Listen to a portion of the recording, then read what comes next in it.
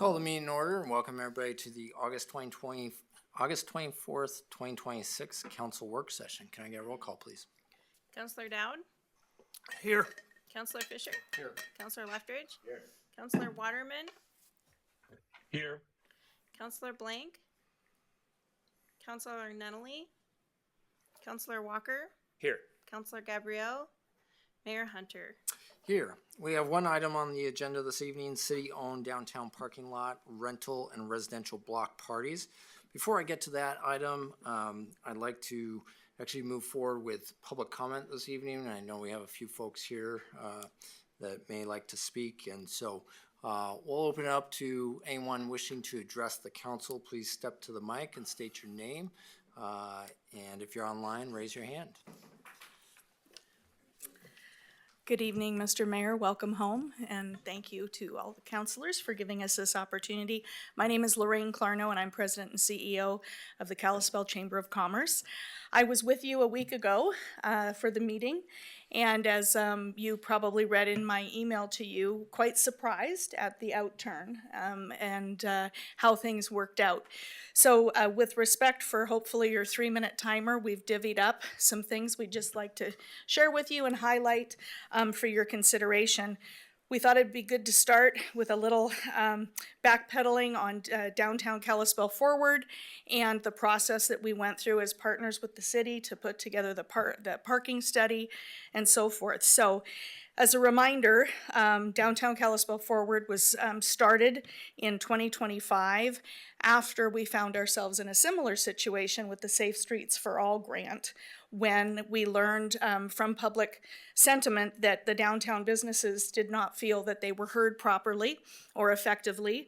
And so that initiative came and was spurred by that. In November of 25, we got together as a steering committee and we did a business walk. And we walked into and spoke with 135 businesses. And out from that, we learned their number one top priority, what keeps them up at night, what their biggest concern is downtown parking. Employees fill the streets, they don't have places for their customers to park, and it was above and beyond the number one concern. So we moved forward then with a reception to capture anybody we'd missed, and we had 42 participants at that, and we did a sticky storm exercise, and no surprise, we not only found out parking again was the number one concern, but they also offered up some tremendous ideas and solutions. March, we launched an online survey because we wanted to capture as many opinions in downtown Kalispell as possible, and we got 19 responses. So a total of 196 downtown voices identified parking as the number one issue and provided ideas that then got incorporated into the parking strategy, which we presented. We first went to the parking advisory board. We presented to them. We came back the next month, followed up. May 26th, you folks had a great work session. You heard recommendations from the parking advisory board that had made some tweaks to what we had recommended. You then went through the first and second reading process. There was talk of the enforcement piece of this in the police budget meeting. You had your general budget meetings, and at that point, of course, we thought all systems were go. And so from the Downtown Forward group, we had people from the communication and engagement team met with city staff to start mapping out a process of what this outreach and communication would be starting in September, so that folks would be very prepared come January for the changes that were going to be implemented. So staff was working on the FAQs. Chamber and DKF staff were working on what that process would look like, setting up a business walk for September, designing postcards and mailers, getting ready for when we had the go. Last Monday, things changed. No enforcement means no parking plan, really. And so tonight we would love to just ask what the plan going forward will be and what that is going to look like. So thank you for this time, and you're going to get some more detailed information from the folks that follow. Appreciate it. Thank you, Ms. Kleiner.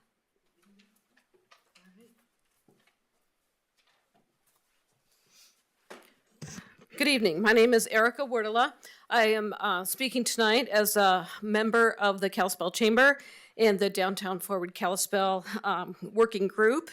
And so before all this happened, I really had no idea of what a flock camera was and what a LDR, license plate reader, was. So this has been very educational to me along the way. And I just thought I'd share some of the results of what I found and the difference between what a lot of the public comment has been about flock cameras, data centers, AI, and what a license plate reader really is.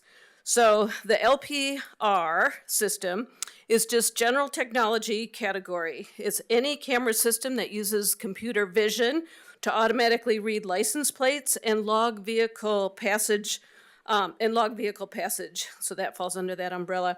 LPR has existed for decades, and it's used by toll systems, parking garages, police cruisers, gated communities, and traffic enforcement. Used in most municipalities across the country, and in Montana, already in existence for many years in Helena, Missoula, Billings, Butte, and here in Whitefish, to our neighbor to the north here. So flock cameras are different, and that is a brand name, Flock, whose main product is a type of LPR camera for sure, but it is stationary. It's positioned as part of a broader platform rather than just a camera that is mounted maybe on the side of a parking enforcement vehicle, could be one of those little carts, could be the side of a police cruiser. So the flock camera is standardized, and unlike standard CCTV cameras that record continuous video to a network video recorder, a flock camera is, a LPR is just doing, the drive-by that the parking enforcement is doing. Flock has a vehicle footprint feature, so they can identify things like the vehicle's make, color, model, other distinguishing attributes like if it had a bumper sticker on it, and it claims it's much more detailed than LPR that is just reading the license plates from that. I brought a copy of the MCA code that details the use of LPRs. It prohibits all surveillance technology on public property except LPRs because LPRs are a closed database. So these are not available for anybody to get into, and anyone that has access to the data must be identified, so it must be your police force and all of that. This is not about AI or data centers, and as was raised in last week's public comment multiple times. Every one of those that testified from the last meeting had cell phones in their pockets, and there you go. If you want to be tracked and have everybody know where you're at and what you're doing, just carry your cell phone with you, and that will do the work there for you. You don't need a flock camera. So those cell phones know where you live, where you work, what you had for dinner, and where you shop and everything. So Downtown Kalispell Forward Steering Committee and Infrastructure Team worked on this topic for more than 40 hours. And I must say, at very early morning hours, if you add up all those meetings. And this doesn't include the business walks, the reception at the art gallery, and the postcards and surveys that were solicited for outreach and feedback. So we've spent quite a bit of time on that. We've spent time talking with the parking commissioner and bringing this forward to you. This is a critical component to that plan that was adopted. Thank you very much. Thank you, Ms. Wardlaw.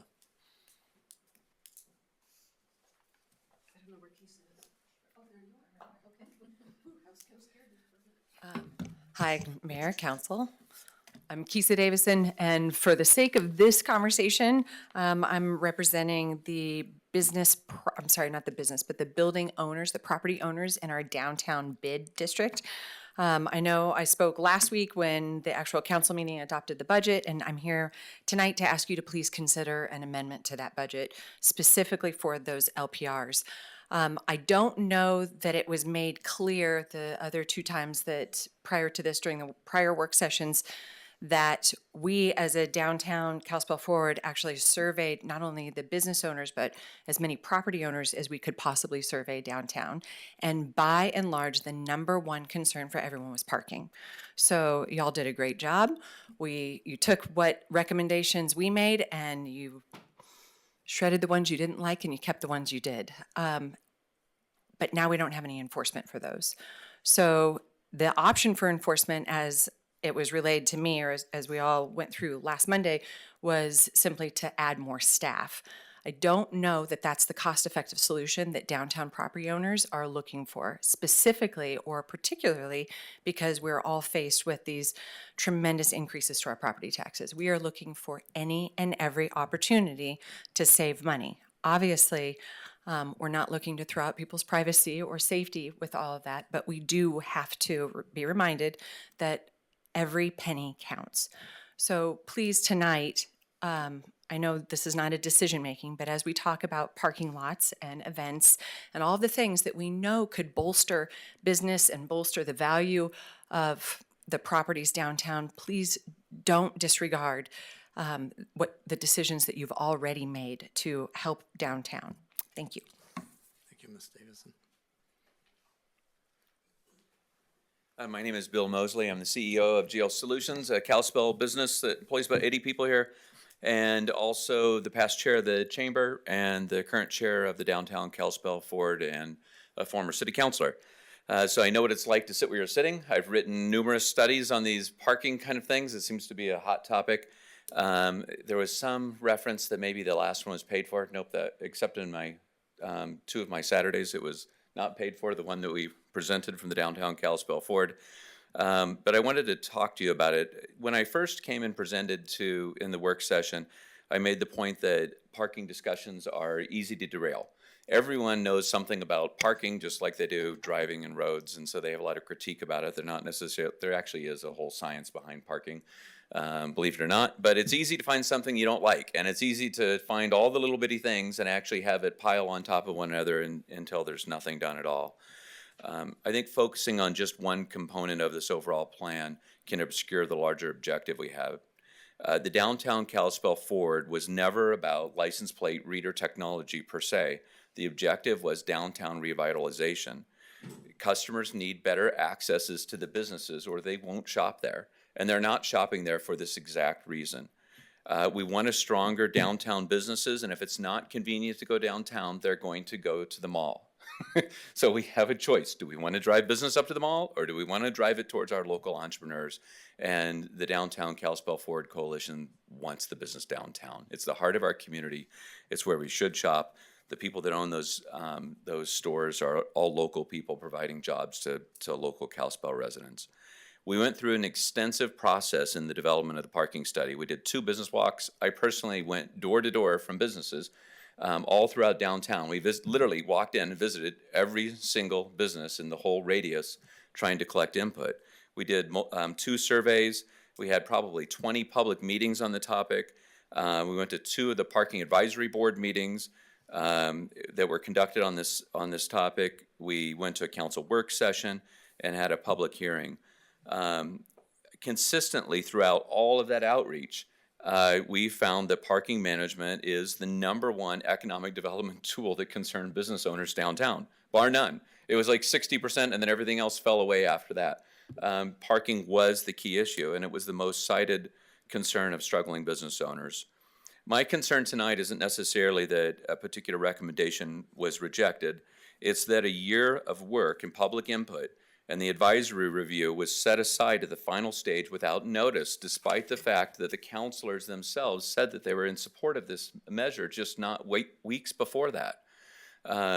If you're someone who is investing your time and talent without really any reward other than seeing the community that you love grow, it's very disheartening to have that kind of a process take place. The process matters because you have volunteers, businesses, boards, and staff participating because they believe that their input actually counted for something. The confidence that the community has in civic education and the council's ability to lead our community depends upon a regular, thoughtful process that people can participate in it, not last-minute decisions. If you want to harness the talent of people like those that participated in this process, then you need to provide a fair and open means for them to participate. It can't be done randomly like that. The question now is really what enforcement strategy replaces the one that was removed.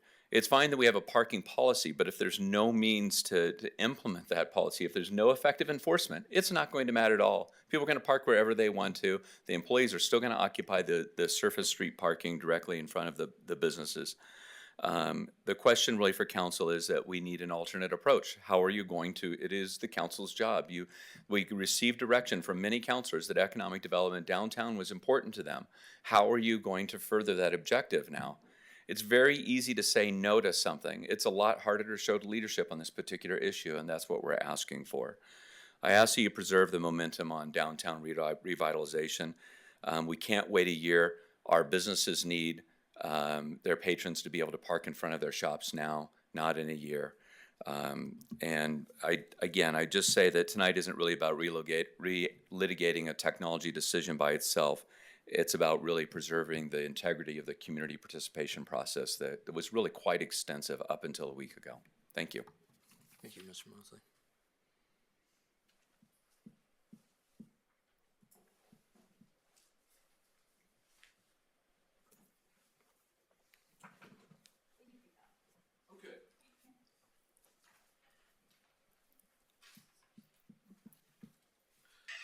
Hello, council, mayor, city staff, and members of the business community. My name is Byron Kringle. I am from Whitefish currently, but my loyalties lie with the cheapest rent, so we'll see. I was here last week during the rather contentious meeting regarding the cameras and really the hard work that you guys put into the parking situation downtown. We did get to hear from Miss Cassie, right, is your name? Kisa, my apologies. It was nice to be able to hear from you. I wish that we'd been able to hear a little bit sooner. But you guys asked for people to come back with some ideas and some feedback next week. Unfortunately, I think by the time that was said, most people were walking out the door, unfortunately. But I had a couple little feedback things to give. First of all, I did not know until the meeting last week that just any member of the public could actually get a permit in the permit parking lot. I heard that, and I actually had to come to this building, get sent downstairs, then across the street to confirm that that was accurate. I tried looking on the website, I tried Googling it. I didn't know that. I thought that if you weren't an employee of one of the businesses, then you just figure out where to park. So maybe put a couple hyperlinks on the website would be good. You know, a little bit more communication of, hey, the permit parking is something that anybody in the public can do. Let's see. Parking in place. Also, I couldn't find, Councilor Waterman mentioned offhand the parking garage that had been in the works for a few years, and that kind of got a laugh from a few people. I didn't know anything about it. I also couldn't find any updates to it online, but I thought that was also a very compelling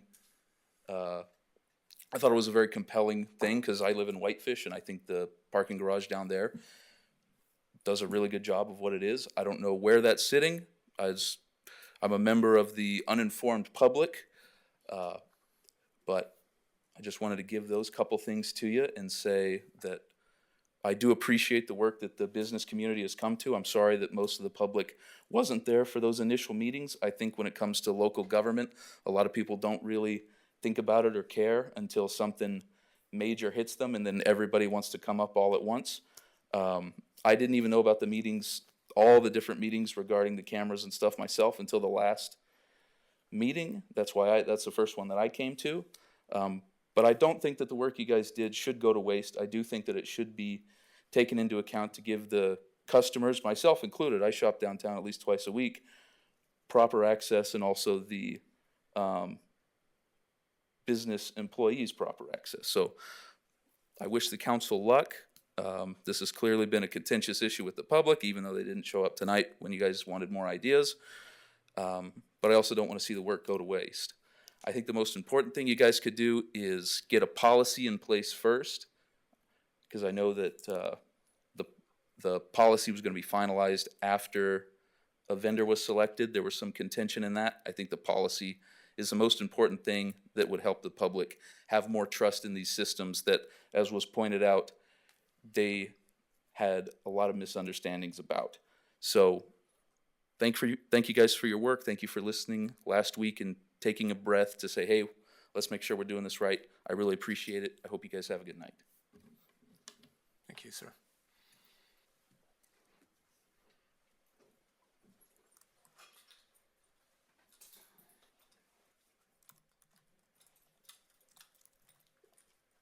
Hi, I'm Bella Brown. I work with Ford, Montana, and the reason I originally came here was to talk about getting a nonprofit or community a community benefit rate established with the community, like the parks and the public spaces, kind of related to the block parties. I think it's related due to the parking concerns.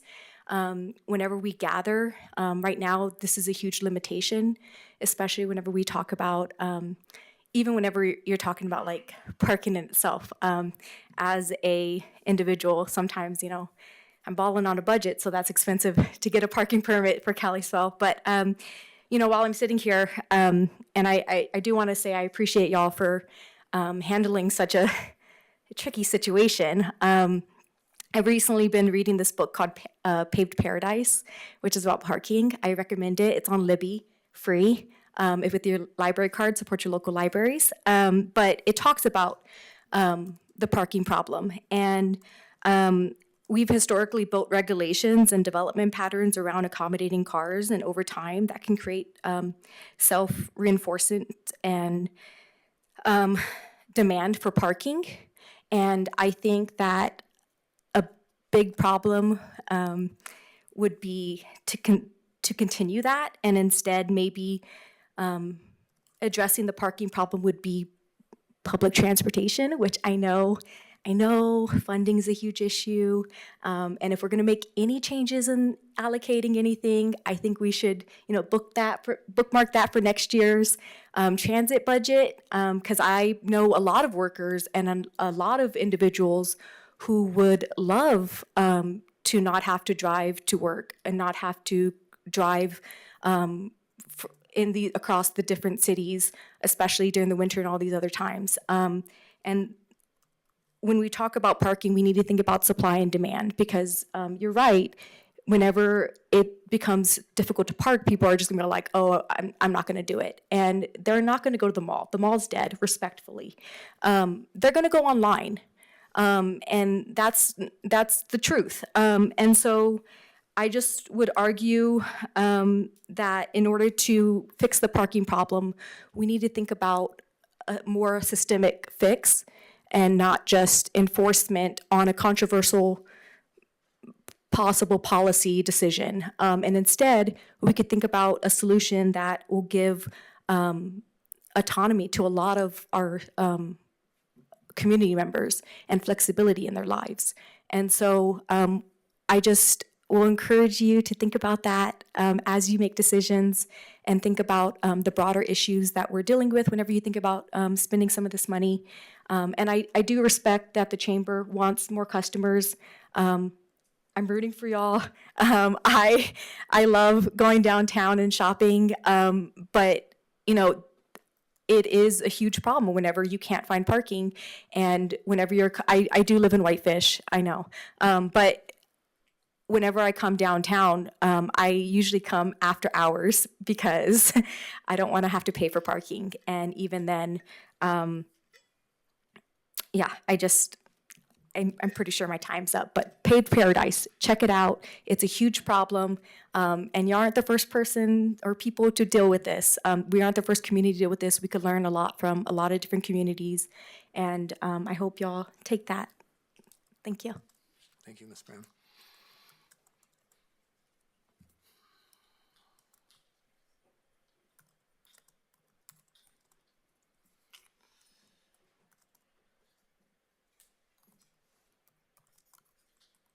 Last chance. Okay.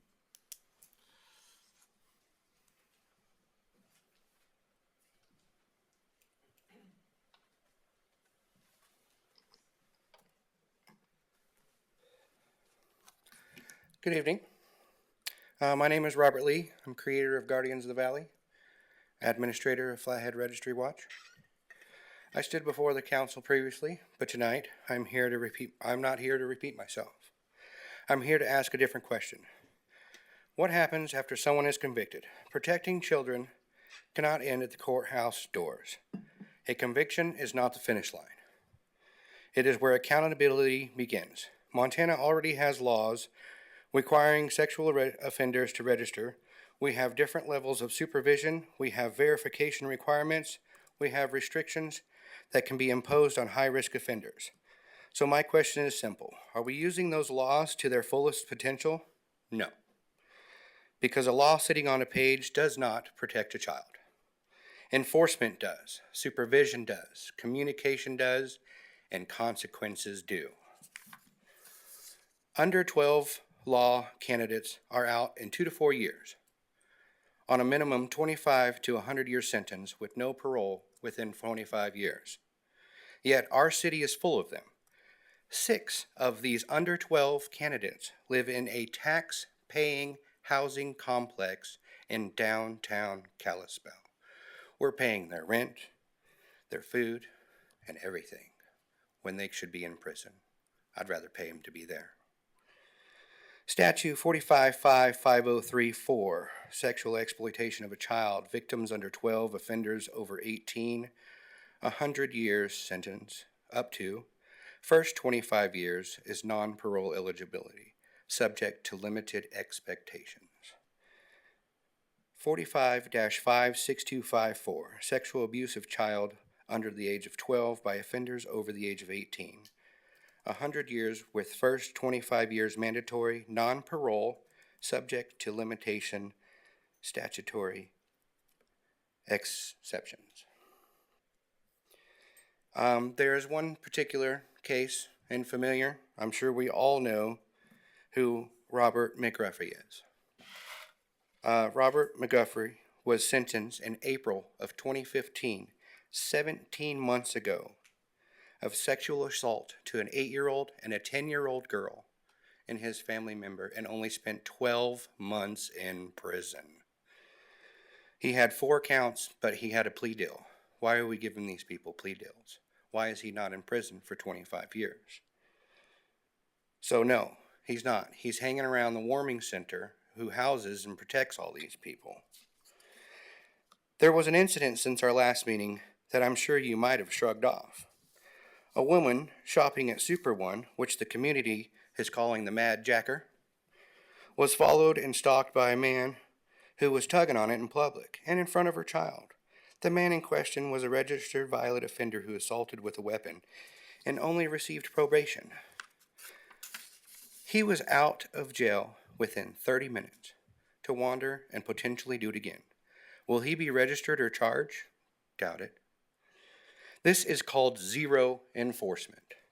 This is a dishonest to our community. We need to enforce these laws in Montana because protecting children shouldn't begin after the next tragedy. It should begin with what we choose to do now. Our children deserve nothing less. Thank you. Thank you, sir.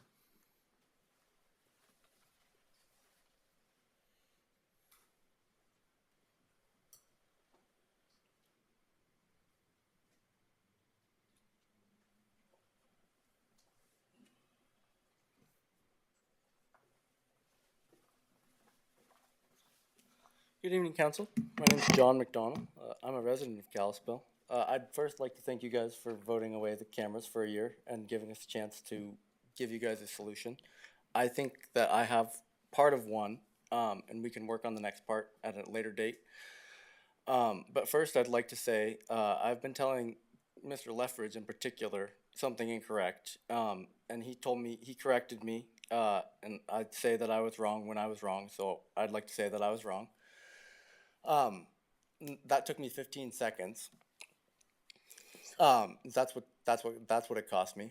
So I want you to remember that, because everything else I say from after this is going to support that.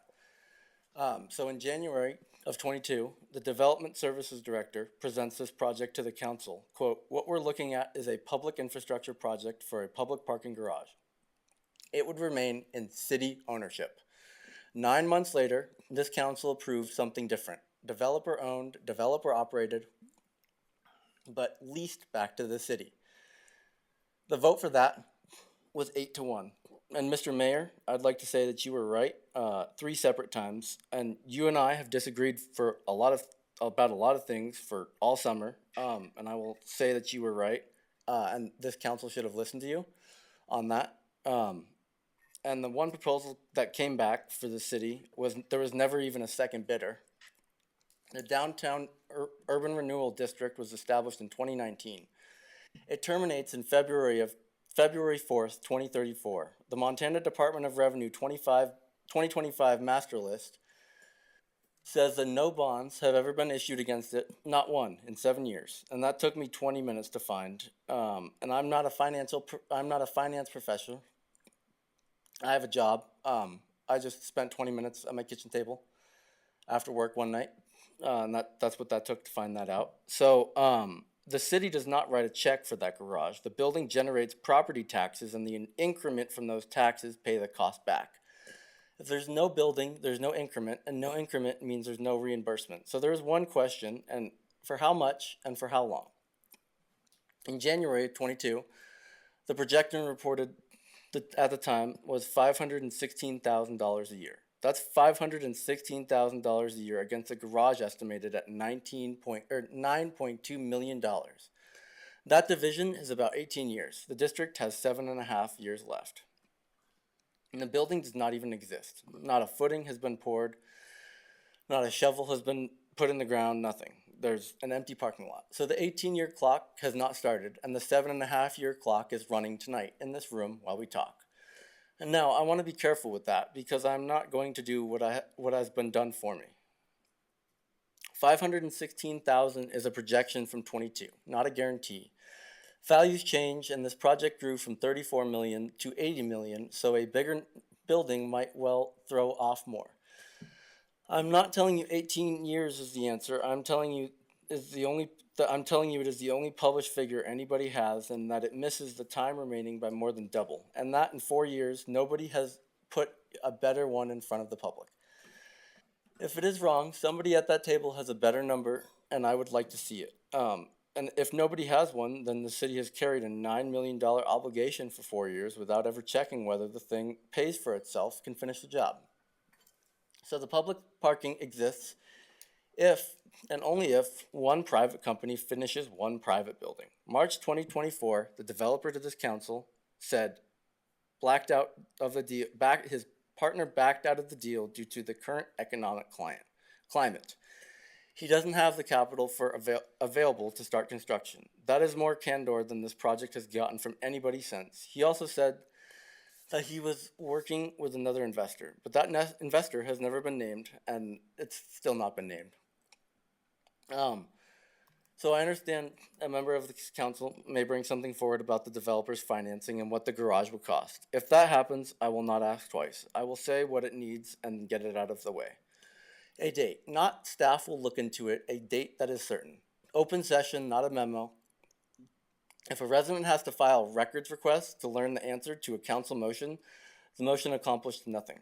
So what financing documentation the developers have submitted since April of 2024 and whether the quarterly payments are current. The most that the city can be required to reimburse, and if there is no cap, somebody should say that there is no cap out loud in this room because there is a different fact than nobody knowing. And how many stalls the public is contractually guaranteed. And I don't want, there should be a policy that says how many public stalls there are. And I've looked and I cannot find it. And I would put money that nobody at the table can answer it tonight. It's not an accusation, that's just the problem. And so I have 5 things. I've asked you, Mr. Manager, about them. You haven't emailed me back yet. I asked for that tonight. You never emailed me back. So I answered 2 of them, and 3 of them, maybe you can email me back. I already emailed you them. But Councilor Leftridge, you've been very coherent and dialoguing with me. I'd like to thank you for that. Councilor Gabriel, this is going to you as well. You spent 20 years finding money for things the city needed and could not obviously afford. And so that's the problem in front of you tonight, and I don't think anybody has really brought it forward in front of you. And then Councilor Blake, you said that you wanted data and solutions, not a tax. So this is my attempt at the second one. I'm not asking the 3 of you to agree with me. I'm just asking you to be curious for my 30-day response.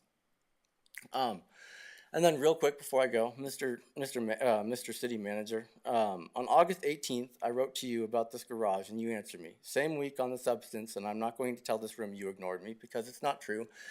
And you have the email. But the next afternoon, I sent more than five questions that you could have easily gotten the answers to, and I asked for a response by Monday. It's currently Monday. You haven't responded to me. And I'm told that the city has no legal deadline to answer me. And I looked it up, it's true. So I understand exactly what I'm describing. It's not a violation, and you're not breaking the law, but it is a choice to not answer me. So no law really requires you to, no election really requires you to. But you do get paid $200,000 a year, which is more than these council members make. And if two of them can respond to me in a timely manner, I feel like that you are more than capable of doing that. You are the least accountable person in this building, sir, and you are the man holding the file. $200,000 a year, 5 requests, 5 days, and you've given me nothing. So I answered 2 of those myself over a weekend and around a job. So if you could just give me that, that'd be great. Because answering the public's not a favor that the city manager does when he has time. It's actually your job to do. So if you could just do that, that'd be wonderful. Anyway, thank you. Thank you, Mr. McDonald.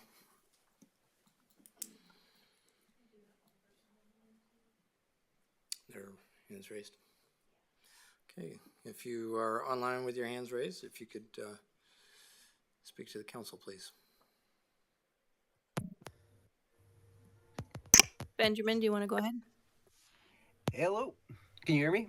Yes. Wonderful. Good evening, council. My name is Benjamin Lipsky, and first of all, I want to thank you very much for taking the time for the remote comment. I know that, this is a workshop, and I know that you didn't get too many remote comments last week even, when you had the whole place full. So thank you very much for, opening that up so I can have my voice heard. Let me open with something I do not think anybody has said to you tonight. Last Monday, you guys got it right. 5 of you voted to strip the appropriation before a vendor was selected, before a dollar was obligated, before anything became hard to undo. Procedurally, that is the entire game, and you did it on your own motion. So I'm not here to re-argue the cameras. It's settled, at least for a year, and thank you very much. Though, I am going to answer the question John left on the table. A few minutes ago, a resident stood at the podium and asked whether this government fixes things when it's shown to be wrong or only when somebody makes it. And when he said he was not going to answer it, I will. I've spent 5 weeks watching, and I think the answer is knowable. And I think you are entitled to hear somebody say it plainly rather than imply it. Here's the test I used. May 26th, public work session of this council. The chief of police is asked how this city guards against overreach. On the record, he says writing the policy is the first step. Before any use of the system, policy first. Then in writing to a resident, the chief says the policy is finalized once a vendor is selected because procurement requires competitive bidding. Vendor first. 2 sentences. 1 official, 1 system. Let me make the chief's defense for him. There is an answer available here, and I would rather give it to you myself than have it given to me. Montana's license plate reader statute is 46.5.117, enacted in 2017, never amended. It contains a parking exception at subsection 2A II. I am going to read it in full because it is 1 sentence. In a regulated parking system, but only to identify a vehicle's location and license plate number to enforce parking restrictions. That is the complete subsection. There is no written policy requirement anywhere in it. The written policy mandate is at 2DI, and it attaches to a law enforcement agency operating a reader system. So it is entirely possible that the chief was describing what the law permits and this council was describing what it intends. And both were right about different things. Nobody broke the law. I want that said in my own voice on this record before I say anything else. Now read that 1 sentence again and notice what is not in it. No retention limit, no restriction on sharing, no audit requirement, no policy requirement. And I want to be exact because this is the part that matters. The legislature knew how to write those protections. Every one of them is in the law enforcement subsection. Written policy at 2DI, retention at 2DIB, data sharing at 2DIC, and annual audit at 2DII. They wrote all of it. And Then they wrote a parking exception with none of it. That provision authorizes a use and it protects nothing, which means every safeguard anyone in this room was promised is voluntary. Not one is required by the state of Montana. They exist only if this council writes them down and binds itself. Next, I want to give you 4 dates. So, July, the city manager tells this public that state law requires the city to adopt a policy. August 10th, the chief's written statement is read into this room in public comment by a resident. That same night, a member of this council responds to it directly and says, quoting him, "We can't really purchase the system or even test the system until we have the policy." August 17th, a week ago. It is read into this room a second time, and that night the city manager confirms that that table, the policy precedes vendor selection. Tonight, 2 weeks after the first reading, the chief has not said which of his 2 statements is operative. I want to be precise about what that does and does not establish, because this is where people overreach, and I'm not gonna. It does not establish dishonesty. It does not establish illegality. I just spent 2 minutes explaining why it establishes neither, and I mean it. It establishes one thing, though. A department head in this city can be publicly contradicted by his own government twice in 2 weeks and decline to clarify, and nothing in this building really requires him to. And I'll give credit because it makes the point rather than softening it. One of you read a full set of policy terms into this record last Monday before public comment even began. 7-day purge, city servers only, audited access, no sharing with anyone, including other law enforcement, without a judicial warrant, 1 reader, 1 marked vehicle. That was a councilman doing this work in public, unprompted, and it was the best thing that happened in this room all summer. It is also, at this moment, a set of statements in a transcript. Not an ordinance, not a resolution, not a contract term. And I told you a moment ago that the statute requires nothing in a parking system. So those terms are not an extra layer of protection. They're the only protection that would exist. Now, let me tell you what this costs. I want to be specific about where tonight's facts came from because I do not think anyone has said it plainly, and I think it is the actual answer to John's question. First public comment on this was July 13th. The budget vote was August 17th, 5 weeks.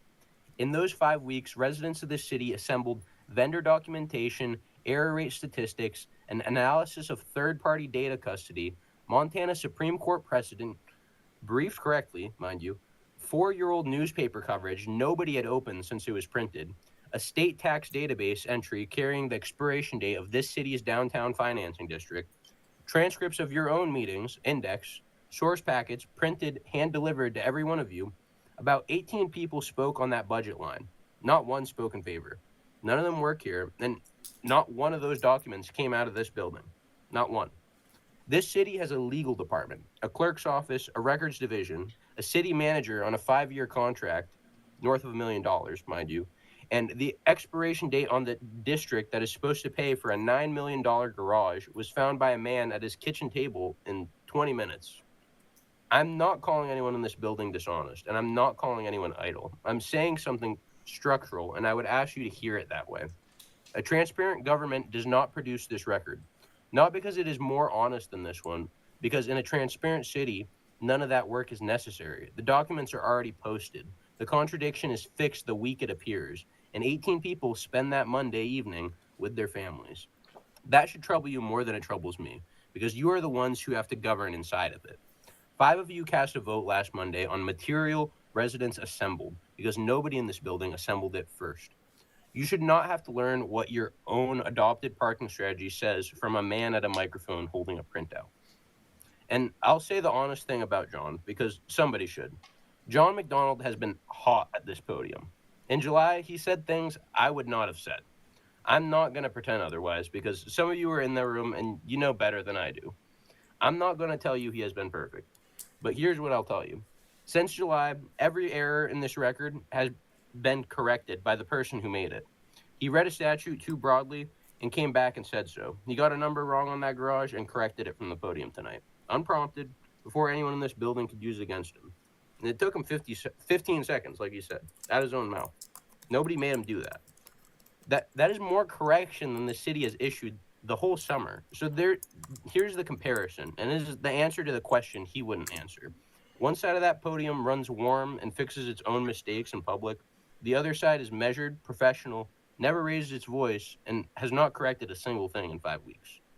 I know which of those I would rather have holding the database of license plates for the city.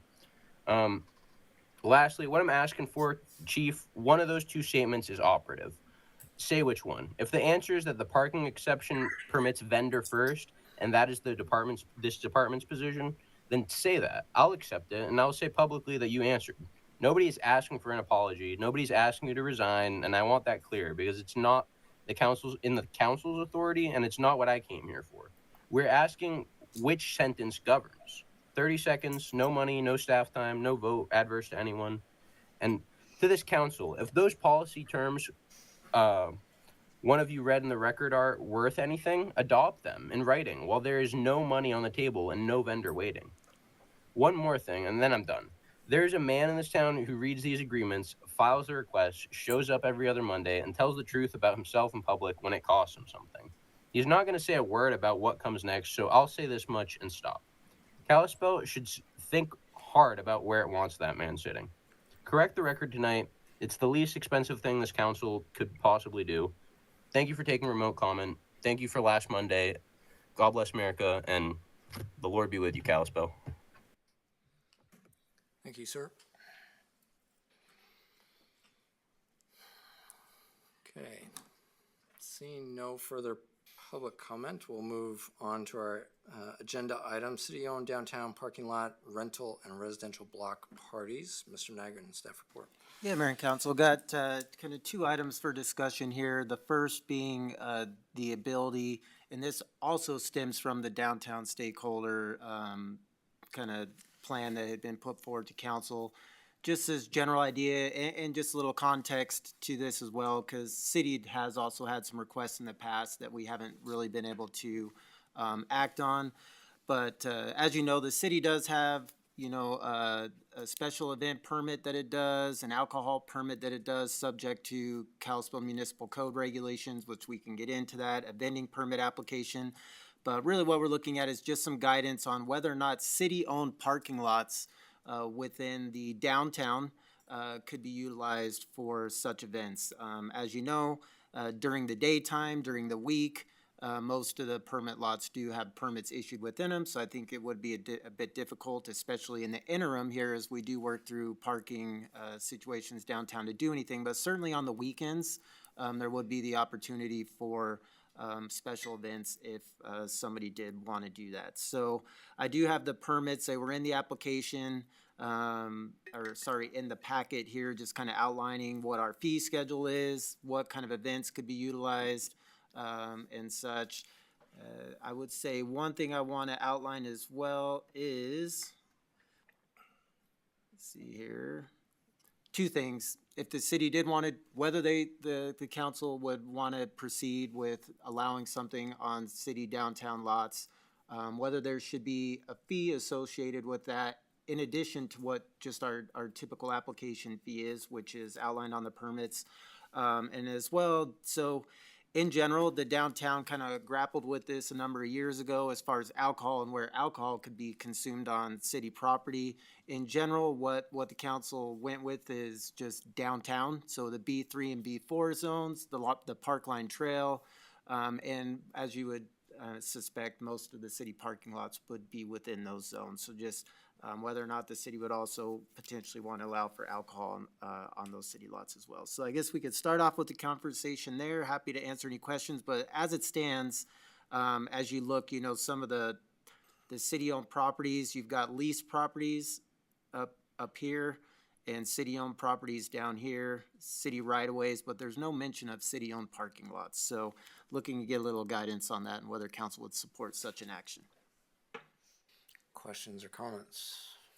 Mr. Dowd. I just want to be super clear here. So what we're looking at specifically is should we and then how should we incorporate city parking lots into the ability to reserve them for events on the weekends? Correct. Or potentially even longer than weekends, although as we know, there is parking on those during the week. Another thing that came up about this time last year, we had somebody that actually wanted to rent out a lot for a whole month to do like a Christmas market or something along those lines. So certainly I think there would be some struggles with that, just giving the parking dynamics and where those people that it permits within those lots would go. But at least thought that would be something that council could consider and discuss as we go over this, so. I think it'll be extremely helpful to find out what the process is right now for reserving, public property for an event. Just for the public's information. I know what it is, and I have a little bit of a problem with it, but I want to hear what it is today first. Yeah. So you're just talking about park rentals in general? Let's say I want a gazebo at Woodland Park. So if it's a private function, you just get online on the portal. You would need an account. You go through the request portion, enter some information, and then our team would review it, and then you would be submitted essentially a bill for what you're asking for. Once that is paid in full, then you get a receipt showing that you have that specific time and park or facility rented for those hours. Okay, so one piece of information there that we kind of didn't hear about is if anybody wants to rent the pavilion or a space, when is insurance required or when it is not? When is it not? When insurance is required is if it's an event. If you're inviting the public, then we do require to have insurance. So specifically, that's when it's kicked in. But if it's like a birthday party, a family gathering, something like that, no insurance is required. Okay, and just to put this into perspective, I know this because I tried to rent a pavilion in Woodland Park to thank 12 of the duck ladies that helped me with the duck issue when we were having it, just to thank them. And I had to get insurance for that because I was inviting the public. And then when I went to get insurance, when I put down the reason for the party I was going to have or whatever, they denied it because it was politically related. So all politically related stuff, by the way, right now, will just get denied. So that's just one little piece of it. I understand it's if you're going to rent out a parking lot, so this is where I'm kind of going with this. If you're going to rent out a parking lot, it's most likely going to be for enough people from the public that you will be required to have insurance. I just wanted to make sure that everybody knew that going into this. And I actually think it's a great idea. I mean, the parking lots just sit there with no cars in them on the weekends. It would be great. I would love to have that Christmas thing. Actually sounds great. I would encourage them to just do it on the weekends for a month instead of through the weekdays. But it sounds like a great event. I would love to see that downtown Kalispell. So I'm excited about that. I think we should incorporate it. Is there anything different if you're having like a block party, or is it treated exactly the same? Because we have to block streets and stuff for that. So we're not really getting into that Okay. as of now. That's kind of the next discussion. But in general, a block party, it's separate in the sense We're that. going to get into it later Yeah, on in the we'll meeting. get I'll into. I think this should kind of be its own discussion, and Okay. then that subsequent. But yes, insurance will be required. Liability insurance, $750,000, $1.5 million aggregate. And that's common with every local governments and municipality. And it's not that expensive. Right. It's just really disappointing when you can't thank the duck ladies. What does it cost? It's super cheap. I don't know. It was maybe $30 to $70 or something like that. It wasn't bad for that pavilion. If you're doing a bigger event, probably more cost. I've actually, I'll let the other council members have their go here, but after everything I've heard, I'm all for it. I do think it should be weekends only, just because it defeats the purpose of the parking lot to block it off for people that have permits during the week. Mr. Fisher. I disagree on the Christmas thing. That could take away from a business downtown that's paying taxes, higher taxes than ever. They move in for a month. I get the weekend thing, but a month competition for a downtown business that could bring in anything if they rent that parking lot. It doesn't seem fair to our downtown business owners if they're taking away business from that, just renting a parking lot. Furthermore, I'm all for fees and charges and insurance and bigger deposits. Having dealt with this for 35 years, you could think the best group is renting your park or your parking lot, and they dump all their grease out, or they leave all their garbage, and staff has to come in and deal with that at a huge expense to every taxpayer. Mom and pop, elderly, fixed income, they're then stuck for that. So I'm not for free. I want insurance. Anybody, people used to twist their ankle or pop their knee out on a little stake that stuck up by a sidewalk by the Justice Center. It was a DOT property stake, and we'd pay out $5,000 just to settle the dang thing. So I want insurance. I want good insurance to protect the city, which is then protecting the taxpayers. I want bigger deposits because police and or parks, streets could deal with the aftermath of a group that you would think would be the best in and out, but they leave you a mess. So this comes from personal experience where I'd love to just say everything is free for everyone. Wouldn't that be cool? But there's a cost, and it takes time to deal with the aftermath. So I'm for renting them out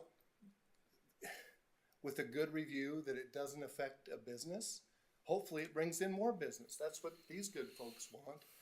That's what I would want, that it brings in more people to frequent those who are now paying 20-30% higher taxes that I've learned. But if we start taking away fees and we start taking away insurance for certain groups, somebody's going to get hurt, and then we pay, which is the taxpayer paying. So not for it. And bigger deposits are very interesting to me to cover costs. If they're organizing, they go do the fundraising, and we're whole. Then the taxpayers are whole. That's it. So I'm certainly in favor of opening up downtown parking lots. I just want to fully understand the process. So let's say we add the parking lots to this new policy. So now we have like the Valley Bank lot, and downtown businesses decide to put together kind of an artisan's fair on a Saturday. So they apply for the permit online, show that there's insurance. It gets that application gets sent to the Parks Department, Public Works, Fire Department, Police Department, City Attorney's Office in order to make comments on that? Correct. So they would just review the entire plan. So yes, they would provide comments, whether it's traffic control, just general how the facility is going to be used, depending on the event. But yeah, they just do a precursor review of the entire thing to make sure that really all the concerns have been accounted for as part of the application. How long does that review usually take? Yeah, less than a week. Okay. And then what is the fee associated with my hypothetical? So it kind of depends on what it is, but you could see here a special event fee is $100. If it's got traffic control associated with it, an additional $50. Solid waste fee of $100 per hour, and refundable damage deposit, which I think goes into kind of what Jed had mentioned there of $200, but that's only in regards to traffic control devices. In general, we.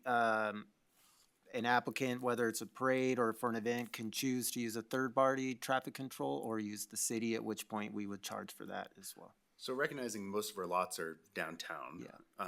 And adjacent to the highway, for example, what would you envision the traffic control needing to be in place for my hypothetical? If it's just a city lot, not much at all. I guess it would depend if they wanted to close down any adjacent right-of-way. One thing that comes to mind would say when the Great Bear Festival was downtown, they would close down Center Street, on the south side of the park. So there's quite a bit of traffic control with that. If it's just the city lot, there probably wouldn't be much at all that I could think of, unless there's a huge amount of people and things that associated with it and just the coming and going that we would want to account for. And that's the same with parks, you know, if it's 10 people versus 500 and just the parking facilities available in the area that we're going to have to consider. I mean, it really will be kind of dependent on the event, but given it's weekends and downtown where, you know, we're primarily office downtown, as you know, after 5 and on the weekends, parking is usually not an issue, so I don't foresee there being huge ones, but, you know, unless they're closing down city streets and certainly, or wanting to do something with the highway, which would be even much more difficult, I wouldn't see a lot of traffic control associated with it. So is there an expectation of parking availability for certain events based upon how many people are anticipated to be there? I think we would want to make sure it's not going to have an impact on adjacent private properties to the extent we could. And for the solid waste fee, is that calculated after the fact? I mean, let's say this artisan event cleaned up everything and there wasn't any need for solid waste to come in and do the kind of, you know, stuff that Jed's talking about. Is that mandatory, or is that predicated upon how much time is actually I spent? believe that's all worked out prior to the event, so that's a request by the host to have extra pickup or extra containers. So it's not an after-the-fact charge. It's typically when we've reviewed them, Public Works has reviewed their request and added the fees that are associated to their requests. So let's say they don't have a request for any sort of solid waste. There's no fee associated with that then? I don't believe so, but I would defer to Public Works to answer it. And then what if they made a mess?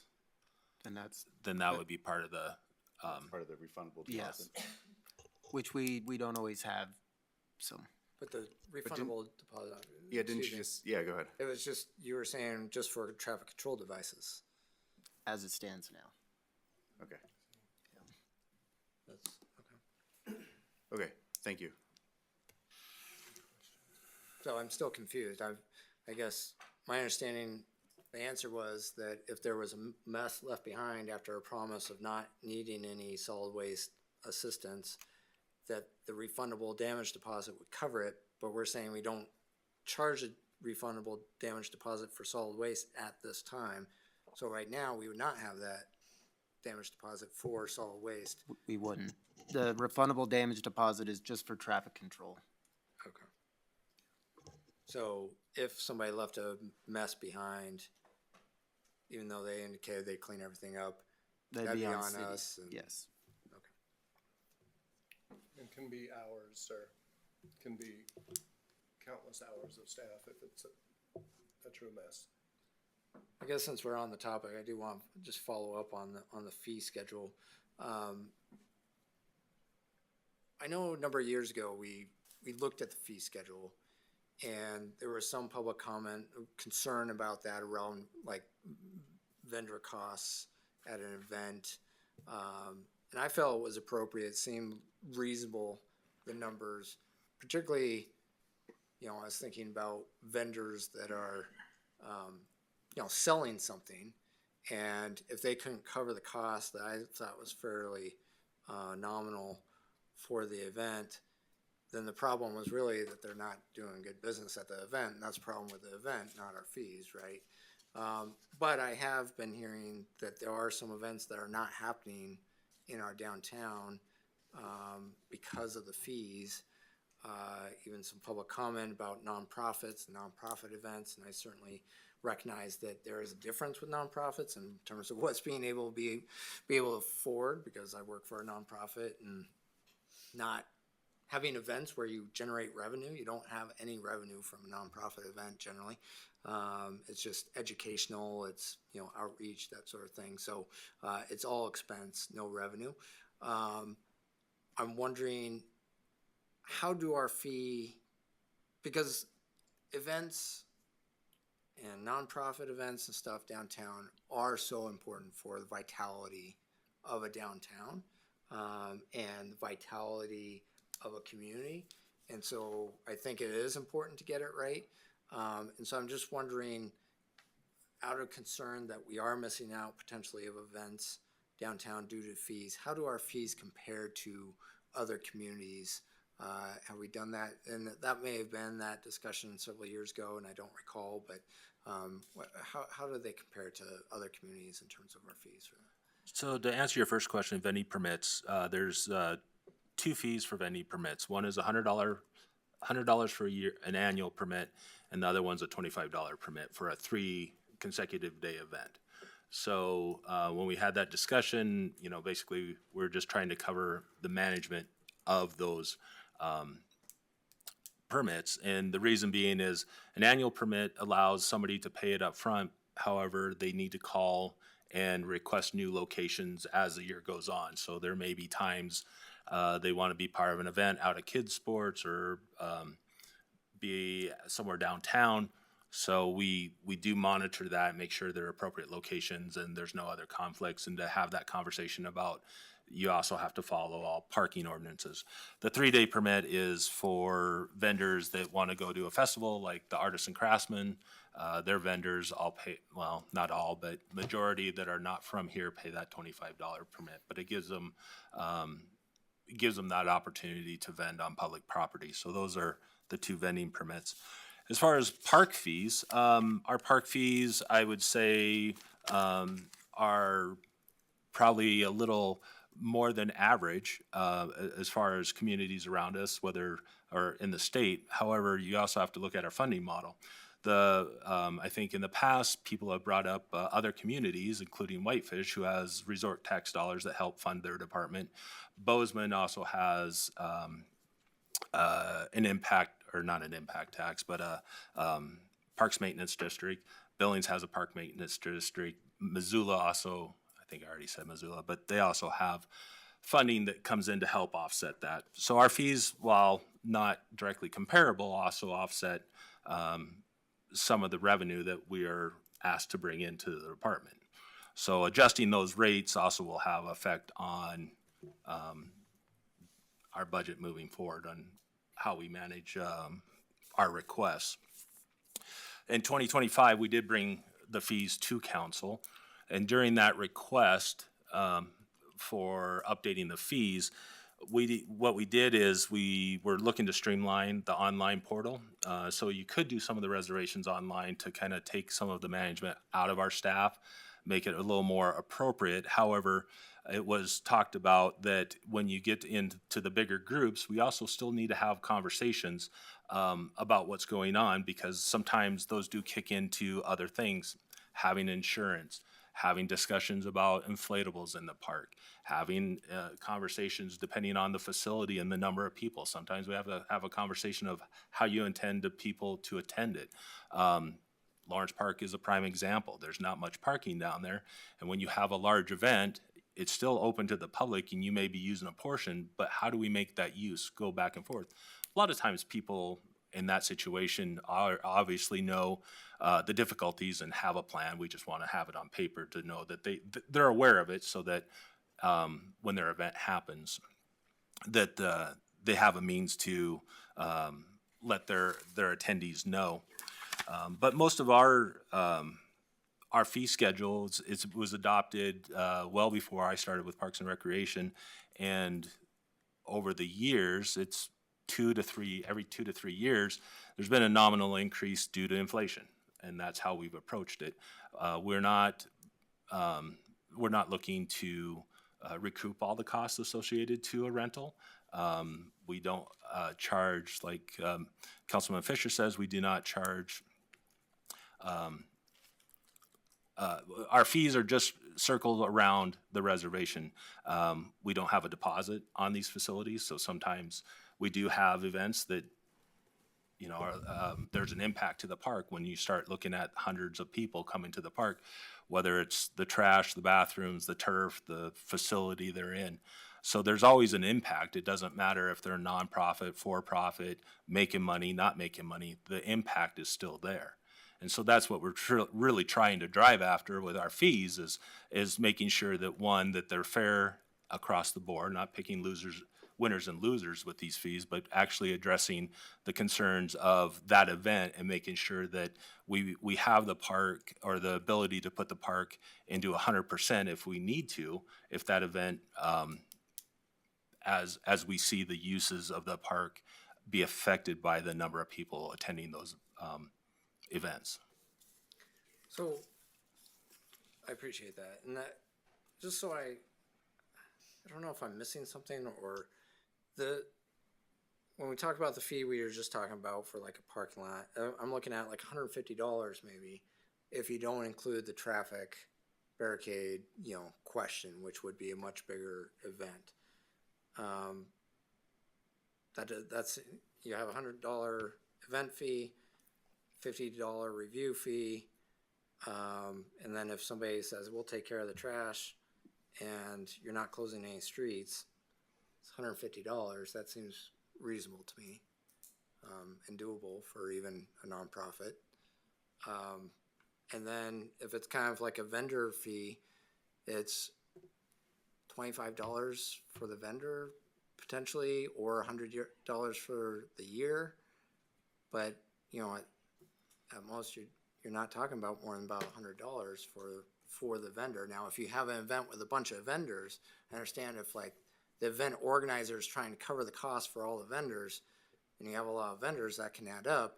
But if the fee is only $25 a day or whatever for the vendor, that seems like a reasonable ask to ask of your vendors. Am I missing some cost there that is causing folks to not have events in our downtown? I don't understand. So I think what you're comparing two different things here.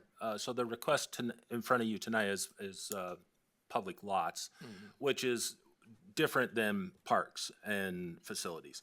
So I think council has the opportunity to look at, potentially renting these parking lots out, but there's no amenity to the park. It's asphalt and concrete. There's not much to do. Yes, there's going to be potentially cleanup, which is a lot different than turf and bathrooms and, the infrastructure of a park. So I think when you're looking at that, it seems reasonable. When you start looking at our park reservation fees and you look for a 6-hour block for a special event, you're adding insurance, you're looking at, closer, depending if you're in city or out of city, you're looking closer to $500. But again, our pricing structure is based on the number of hours and the number of participants and the day of the week, because when we started our fee process, what we learned is that, there was a premium to pay for the weekends. Some people take advantage of that. For us, it seemed to make sense because we were getting crowded on the weekends and we wanted to disperse some throughout the week. But that was done years ago. And then on the weekends and then those larger events, that's when it hits that special event in our review process. So it's different than this special event.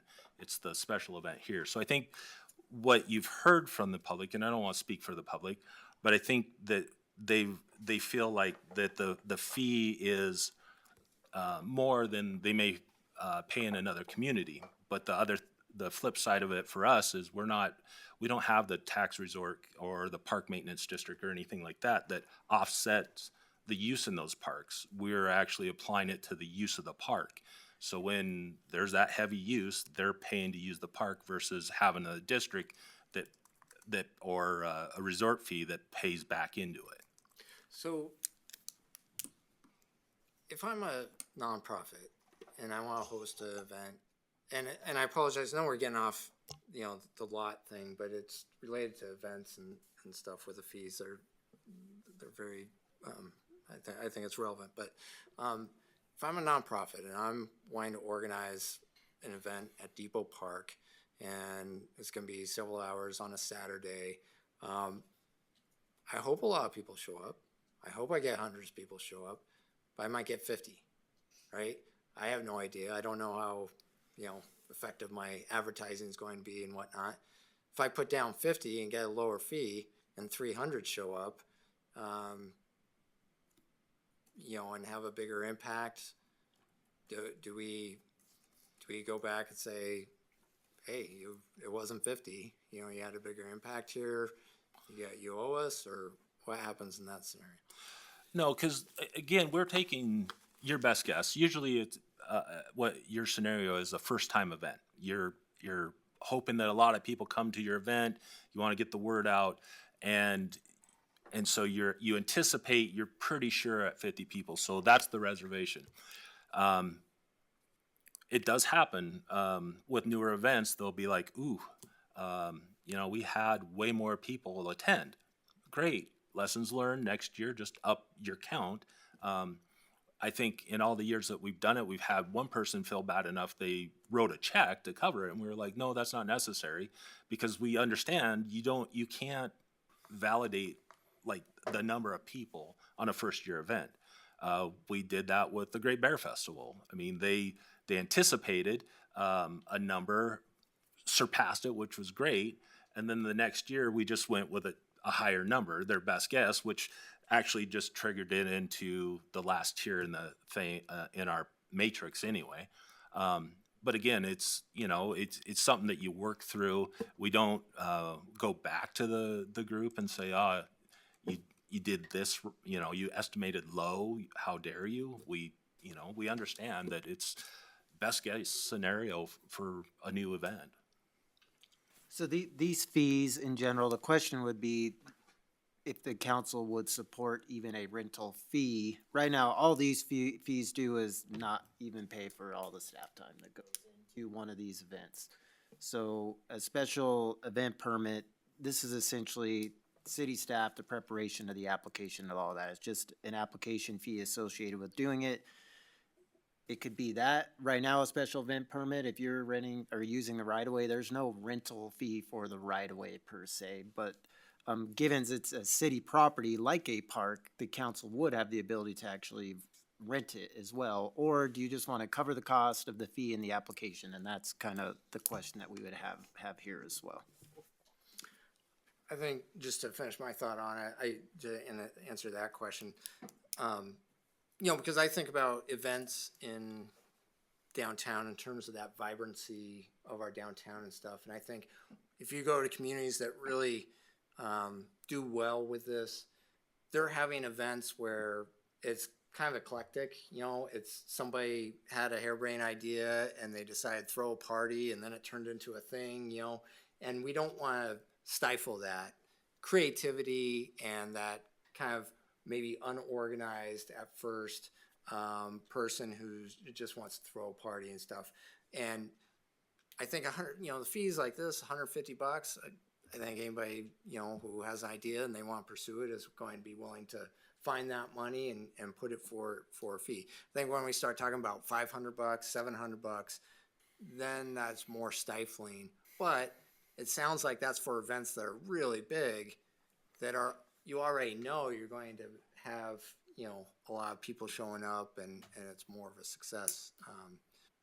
So I would think it'd be organizations that have the organizational capacity to cover a fee like that, and it's an event worth doing that you could put it towards. So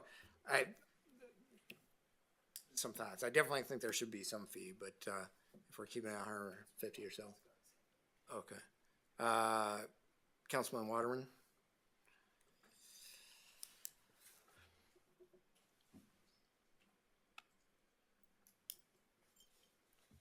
Sorry about that. Thank you, Your Honor. Sorry not to be in present. Really just wanted to voice my support for including the parking lots in this conversation. I know that what was originally proposed by Forward Downtown in the Chamber was that because this conversation was about the parking lot on 3rd and Main, that we include that. I'm glad that we are expanding that to include other parking lots. Again, my observation had been that there was the parking lot at Depot Park, the stalls that are off of the road next to that. So support where we're going with this. The concern which I've heard from Downtown Association and other people has been that when you have vendors in a NEATHED event, and I guess I'm just asking a clarification for what Chad is saying. So if an event has vendors, the individual vendors at that event also then owe the $25 or the $100 fee. Is that correct? Correct. So that's where I've heard concern. Again, like if there was like a Thursday fest and they brought in vendors, was that compounding effect of just bringing other people in? But again, the fees seem reasonable, but I'm not sure if that's being communicated as well. Because so if a nonprofit tables at an event like Thursday Fest, are they vending? They are treated as a vendor. Okay. So any other sub attendee to an event is then also charged that vendor fee. So I think that that's sometimes where I hear a concern, because an overriding organization isn't able to organize something. They then have to get into the smaller events. I know that was one of the concerns that I've heard about the idea with the Christmas market. But again, maybe that's just a communication issue of what that becomes, because again, if you had like 10 vendors or nonprofits, you go from having $150 fee to an additional $250. So, but again, maybe that's a communication issue that we need to make sure that events are aware of that concern. But overall, I really appreciate where we're going with the parking lot conversation. Mr. Fisher. Thank you, Your Honor. Good deposits, good rules. Mark Hensley is a friend of mine. He rented out his parking lot a few years ago. I think that's my second year on council. And like what happened to me with my deal in Volunteer Park, a brand new $18 million park, they came in and they put up tents and they staked through his parking lot to where he had to then resurface. And then I think the city got on him about the parking lot and having to do something too, from his words, if I remember right, 4 years ago. So it became quite a cost when you don't get that on the permit. Chad doesn't see it, or city manager doesn't see it, and somebody, just forgets they're putting up a tent and they stake it down in, and then he didn't have any repelling for water. It began upheaving the parking lot. You can check it out with Mark Hensley yourself. And then I go back to Volunteer Park with my scenario. And here I'm really lobbying. I'm not trying to shut this down. If the businesses like it, downtown likes it, they're the one paying the big bucks for taxes, that it doesn't compete and the deposit is adequate to cover anything. And Lakeside, brand new irrigation, brand new parking lot, brand new everything. It was supposed to be a church group with 50, 75 people. I charged 125 or whatever the heck it was. They were supposed to use the pavilion. They decided to put up tents because more people showed up, as you say, Your Honor. It became a big thing because we leave it open to the public. And if people want to come check it out, even beyond their group. So how do you decide costs on this stuff? Because people can still utilize a public park. So all of a sudden we have irrigation system messed up. And then they broke into the irrigation box and tore out the wires because the irrigation kicked on because they stayed so late. So I end up with, I think it was a $4,500 bill from this scenario of trying to help a group that can turn into so much more. So there again, I'm lobbying for a substantial deposit and that insurance to cover those things that could go wrong to again make the city whole. I understand, even with the parade, there was no traffic control put in place. They didn't get it in the paperwork. And even though we had 4 or 5 staff members review it and their $25 that they get, there was no traffic control.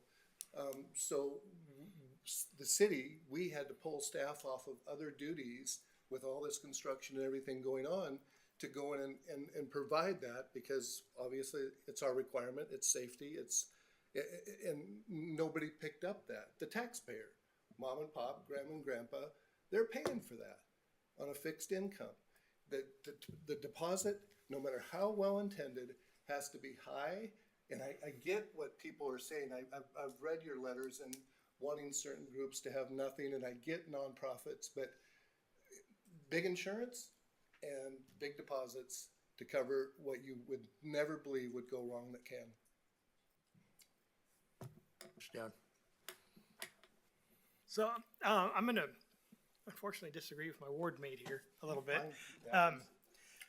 I think that, and this is a great question for the downtown businesses to answer, but I think that having a lot of people come down there for an event is something that they would look forward to, even if it's a direct competitor, because, hey, I'm down there, maybe I see this shop and I'm going to come back later and hit up that shop, or I'm here for the ice cream, but I see that there's an ice cream place across the street I've never tried, so I'm going to come back later and try that ice cream place. So I think they want that kind of healthy, people visible down there. And I'll ask you, what makes a park successful? It's really only one thing: if it's used. Okay, you have the most beautiful park out there that you pay a lot of money for, but if nobody ever uses it, it's useless. I bring that back to the parking lots. What makes a successful parking lot, a city-owned parking lot, if it's used, right? This is a great use of the parking lots on the weekend. I think that for any event that has the chance of making big mistakes and having big costs associated with it, they have to get insurance anyway to use that. That insurance should cover that, right? And Jed's shaking his head. Maybe I don't know. I'm not a park specialist, but I would think that's one of the reasons you get insurance for, is to cover things like that.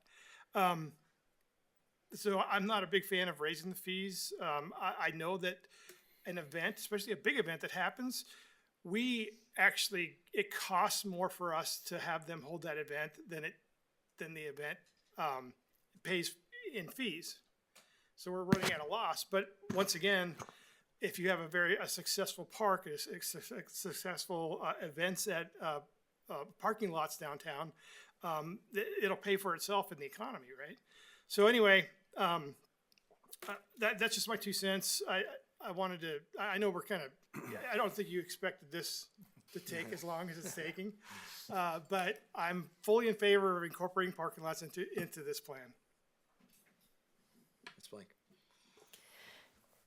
I'm going to be with my council member, Mr. Fisher, on this. It costs $100 just to run a gym at the Kalispell School District for volleyball practice. So I just want, in terms of when we're thinking about comparing the use of areas, and we could also look at what costs are in the city itself. And also coming from Ward 2, there's so many fixed incomes, and what I keep hearing from them is, I can't make it, I can't fix my roof, I can't do this. So I'm really conscious of the statement that the businesses will make economic development. Yeah, but the fixed income folks are still gonna have to pay their taxes. So I think that for me, it's a balance. I support using the parking lots. That makes good sense to me. I also support, because I have also been in situations, as Mr. Fisher has, and people need to go to the bathroom. Where are they gonna go to the bathroom if there are no bathrooms? They're gonna go everywhere they can. People always generate trash, whether they think they will or not. And the time of your staff, you're already short-staffed, and then the moment we have to ask for more, that's time and a half. That's a lot more money, and again, it comes back to who manages that? The taxpayer does, and we have a preponderance of seniors living in this community. So I think, particularly in my ward, so I just want to make sure I'm fiscally responsible to those folks, and so I would say you need a deposit to cover what could happen and to cover the city.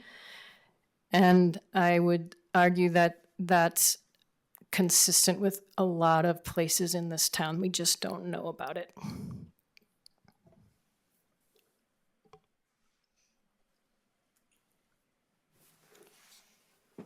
A lot of good points brought up. I'm certainly in favor of incorporating the city lots into the permitting process. I don't like the idea of the city just eating all the costs of damages that are inflicted. I'd like to see the city made whole if there is egregious damages, whether that's through insurance or however that's done. But I don't want to see us excluding people or having unreasonably high deposits as well too. How big a problem is this? Have we had a lot of damages, like outright damage as of irrigation systems, as opposed to just the consequences of 100 people trampling down the earth or normal wear and tear like that? We've had several incidences where we've had so much damage that it's in the thousands of dollars, like Councilman Fisher said. Mostly it's irrigation damage. We've had issues where people drove stakes through our irrigation main lines, then it bubbles at bubbles water out, then all of a sudden it's flooded and you got a concentration of people. So then it becomes this quagmire of stuff, and then they try to fix it, and then you have to undo all that on Monday trying to figure out how to go to the next step. We no longer allow tents to be staked in our parks because of it. We used to try to go out and make a good faith effort of locating lines, but it's very difficult and it's time consuming. So instead, we always tell them they have to bring some kind of above ground ballast with them. Seems to offset, but it does create another issue. Where's that ballast come from? I think most of the vendors like artists and craftsmen have figured it out.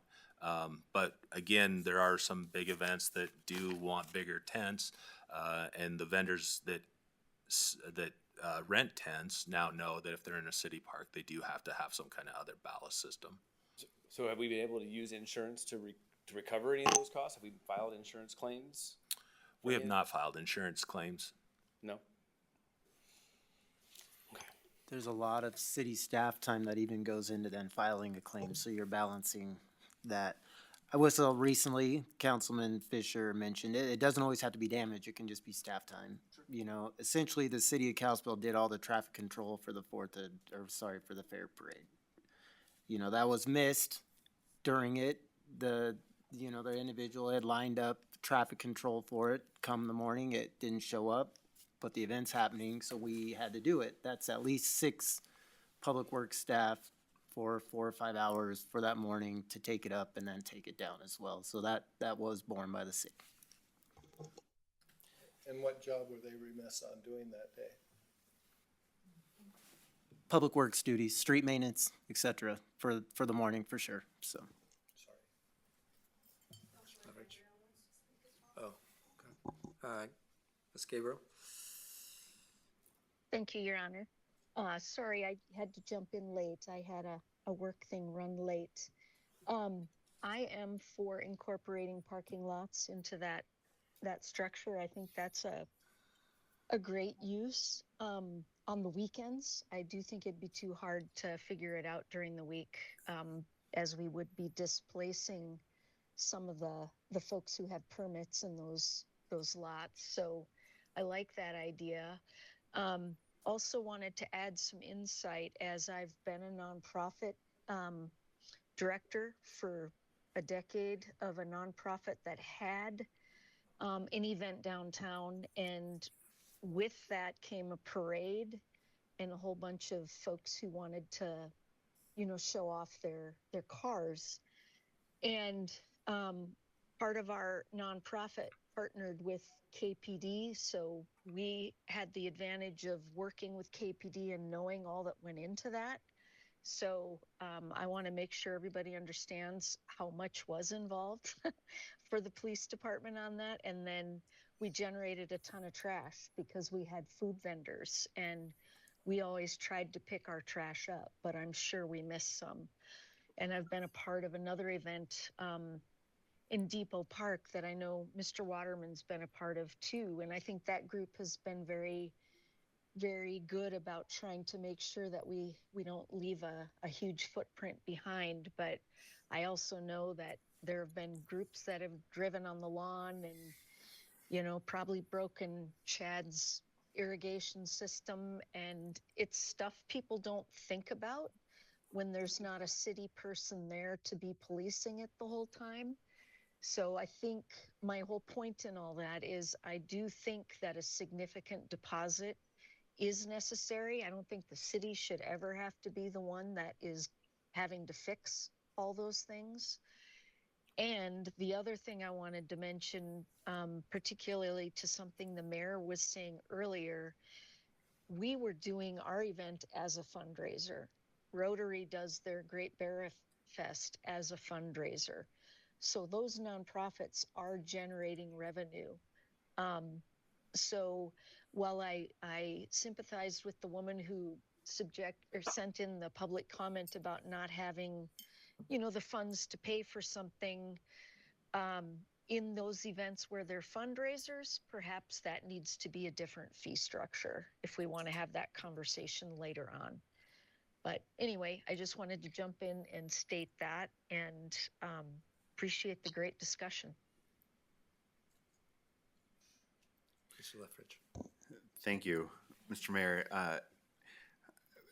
The one thing I think I've been consistent about while I've been up here is that I am a huge advocate for the vibrancy of downtown. And downtown is not always very vibrant. So taking any opportunity in order to increase foot traffic into our downtown businesses, whatever that may be, I'm all for it. And I think we need to create as many incentives as we can in order to facilitate that. So very specifically, I'm going to be talking about the downtown parking lots, which is really the item that's on topic right now. So I would propose it to be free. I would waive the vendor permits. And I would also include a pretty significant deposit. I think that those are, I think that's a relatively good compromise. I don't entirely know what kind of damage you can do in one of our parking lots downtown. In fact, some of the parking lots need a little bit of damage to look better. But regardless, if that's an issue, that's great. The organizer, if they need porta potties, they should be facilitating those. If they need other things and they build up to the event, those things can be worked out in that process. But in my estimation, as much as we can incentivize organizations, businesses, homemade vendors to not be up at FEC, all due respect to the farmers market, I want to see, right? But Frosty the Brewfest, for example, Valley Bank doesn't charge for their lot, right? But the organizers facilitate all of that, all of the logistics for that. So anyway, my point is, let's utilize our downtown and our open spaces on the weekends in particular for events to draw more people. Just a question on that. If we had an event that was larger, utilizing more than one parking lot, but it's one event, would it be $100 plus $50 review for the event, or would it be $150 per parking lot? I would read it as an event. And just to be clear, when we're talking about the $100 for the special event fee, it says includes traffic control plan review fee. So is it $100 or $150?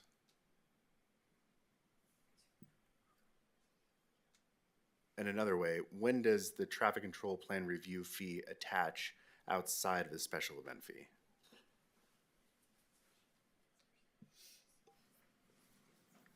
I think you have two different fees there. A parade traffic control is a lot different than a traffic control plan for downtown, I think. And I would defer to Susie on that one. Yeah, the first one would be parade. And I believe this is how it's been implemented. So like Frosty the Brewfest not being a parade, it would be the $50, whereas the parade special event would be the $100. That's how I believe we've been doing it. Is that right? No, it's the city attorney's office that manages it, but I believe it'd be actually the other way around. Okay. If it needs a traffic control plan review, then it would be an additional fee. But I think, yeah, the $100 includes both, but. For an Oh, event yes, that's that's not what it's- likely to yes. cause not a big traffic related Yeah. event would be. So the again, 100. going back to my Yes, ma'am. hypothetical of the makers event, it would be $100 or $150? 100. Be the 100. It would be $100 the way I read it, because it's a special event and not as long as you don't have any traffic control, like you're not blocking off a roadway. Yeah. I think that's when that other $50 would be. But again, I would see it as a special event fee as being $100 according to the way it's written now. That's how I read it too. I just wanted to make sure we're all on the same page. Mr. Dowd. I'm just going to try to get us on track, hopefully. I don't think we were here to discuss a fee schedule for the events. We had about 5 minutes of comments that I think everybody that's here on council tonight was supportive of adding the parking lots to the event list for the weekends. Do we want to continue discussion on fees, or do we want to have a whole separate you know, have Chad do some research, recommendations, and then have a work session on that specifically. I'm not in favor if we don't have a fee structure in place myself. Yeah, what I'm hearing from council is there's support for the city-owned lots and using them for alternative purposes on weekends, with an increased security deposit, and certainly the fee schedule, we likely would not propose changing as it is, and council at the time we were to propose any resolution could certainly look at making alternatives. But I do at least hear support for at least an alternative look at the deposit that would be associated with an event without touching the fees per se of what we would charge to do it. So just a question on the parking lots. So weekends, yes. Evening, so generally the parking is used weekdays, kind of the work day. Does it make sense after 6 p.m.? I'm just thinking of, say there's a business adjacent to the parking lot. They want to celebrate their 25th year anniversary opening. They hire a band, invite the public to come celebrate with them, and it's going to be a Wednesday night after at 6:30 for 2 hours that they could do in our. Would that be disruptive to? I don't disagree. It certainly adds some complexity to it. I think that's what's even made some of the other events more challenging, like Great Bear and such, is because they have, even though the event was Saturday, Sunday, they wanted to set up Friday to be ready for Saturday. So then they're actually having to rent for longer. So that has created, so it likely depends on the timing. Because even if it's just Saturday, they're more than likely going to want to try and set up on Friday. But if they're going to try and be active Friday, they're going to want to be setting up pretty early on Friday, which would likely disrupt some parking. So it probably would depend on the type of event. I mean, I just don't want to be too strict on it because I see plenty of people that would want to do it.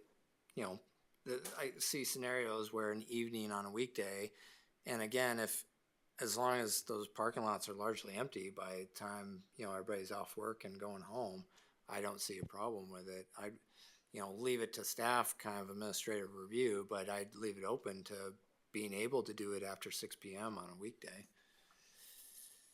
True, but remember, we then have to make sure we're notifying people in that parking lot well before that. So a lot of staff time goes into that to make sure they're out of the lot. And then we would need parking enforcement in order to go facilitate someone if they haven't moved. So like I said, it's possible, but there is, and I understand the idea of being able to do Friday nights, and most of the time, Friday at 6 o'clock, the parking lot's empty. But in order to start something early on a Friday, it does start a lot earlier than that. Yeah, and it was just, that wouldn't be allowed, that wouldn't be permitted. I mean, if they want to get in there before 6:30, they can't do it, But if we have to add a fee that for a weekday for kind of the parking lot, noticing and parking enforcement, I think that'd be fine, whatever that fee would be to add to it. But I just think allow as many options as possible for events. Would it make sense to try for a set amount of time to do weekends, get ourselves figured out, sorted out first before we take it all on, one step at a time? We haven't done this before, so it seems to me to make sense. We don't have a clear structure. And I can think of if I'm paying on a weeknight for a permit and there's trash in my parking space in the next morning because I can't get in because you didn't clean it up. I mean, I just think there are complications there that we will run into, that it would be helpful to try the weekends, get that sorted out, figure it out, and then see what's next. I'm good with that. I mean, we're not doing it now. Let's see if it works. Yeah. If it doesn't work, I'm sure that we'll hear from these good folks about why it's not working and what would work better for downtown businesses, and we can revise that. But might as well start with complete prohibition to trying something new. We can move on. Oh, Councilor Gabrielle. I would agree with that as well. I think that's an excellent idea to try it on the weekend and see how it goes. and then look at weeknights after that. Okay. Residential block parties. Yeah, so this is also something that's brought up. So this would not apply in commercial zones and only in residential zones, and it would apply to residential neighborhoods. The ability for a block face, dependent on, a number of administrative rules that the council could consider. Things like the time, which could, be, say, 10 a.m. to 10 p.m., no alcohol, all these types of things. But really, it's just an idea that some communities do across the nation that would allow them to actually close down their street in front of their house in order to facilitate some sort of block party. There has been requests at the city in the past, and block parties do happen on the regular, but, in general, the city street is never closed down. Like I said, a number of rules that city staff would likely support to do something like this would be a local street only, not a major arterial or a collector street. And also, provisions for a majority of the block face to be willing to sign on to it. And then just some limited traffic control that would be associated with it, insurance requirements, et cetera. So just right now, don't provide for provisions of this, and just certainly just looking for whether or not it's something that the city should consider. Yes. I like a party. I've been to many of these. They're wonderful. I'm curious on some of the provisions you would have in terms of the cost, and you said kind of consent within the community.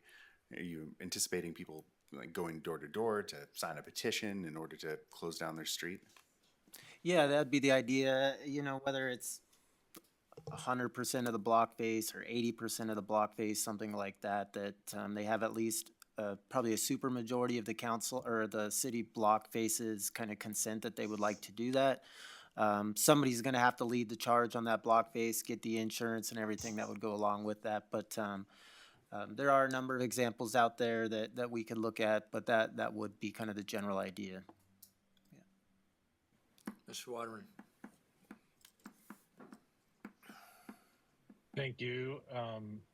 I am also supportive of this. I've heard the idea. I've heard the request from neighbors and from people before of whether it's something that's possible. Found out from the city hall that it is not. Supportive of it, mainly it is just good for neighbors to be able to get to know neighbors. There's specific requests where I could see it being applicable to maybe the Halloween parade or some of the Halloween activities that are over on the east side, or other neighbors who really want to have something that they are wanting to have a block party. Again, supportive of the restrictions that I think the staff is looking at, which would be that it's only for neighbors, that there's no public consumption of alcohol, that it couldn't be used for like a fundraiser or by a private business. And then again, you would have to have some sort of majority of neighbors signing up for this.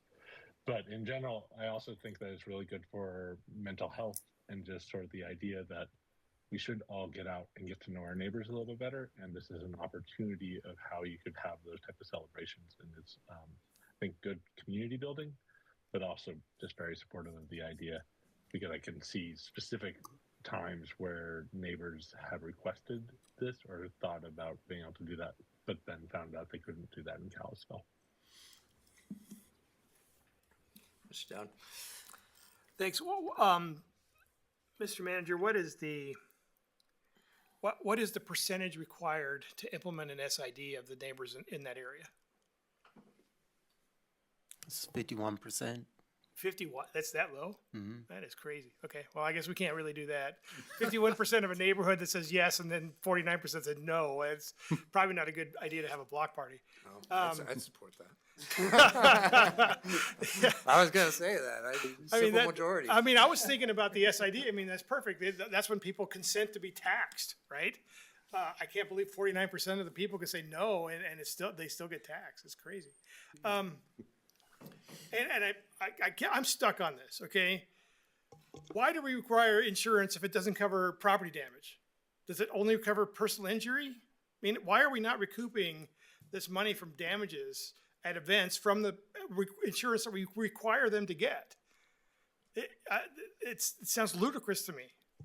I mean, why do we require it if it doesn't do us any good? I mean, is it only for personal injury? It's liability insurance. It's not property damage insurance. But I mean, trust me, I mean, I don't know how many instances we've had, but I mean, in general, like I said, these events, the city's been pretty open. We understand the community need, whether it's the parade and all that, but you know, as the city grows, you know, we haven't been adding a lot of staff. These types of events do, you know, take up a lot of city time. They take up a lot of city resources to the extent that they absolutely should in these community events. But that's why I think the security deposit or some sort of deposit is probably the easiest, most efficient way to make sure that if damage occurs, we can kind of have the right tools in place. Because acting on insurance is also not an easy exercise. It doesn't Well, we involve got a lot of staff time. Well, we got an additional problem then with block parties because we're talking about private property now, right? No, just city right away. Okay, but all right, okay, whatever. I mean, the private property is right there. If you think that people are only going to be on the street, period, I think we're dreaming a little bit. But the insurance would be for anything that happens within the city right away. Whatever neighbors want between themselves, then they may need to have a separate agreement with that. But as far as what the city is going to require, it'd be for what happens within the city right away. I did get some public comment on this outside of what you guys saw. Just as a disclosure, somebody asked me what percentage of the neighbors have to agree to a block party. I think that is probably a critical piece to this. I mean, I don't really care what that number is as long as we all agree on it. I don't think 51% is good enough, though. I really don't.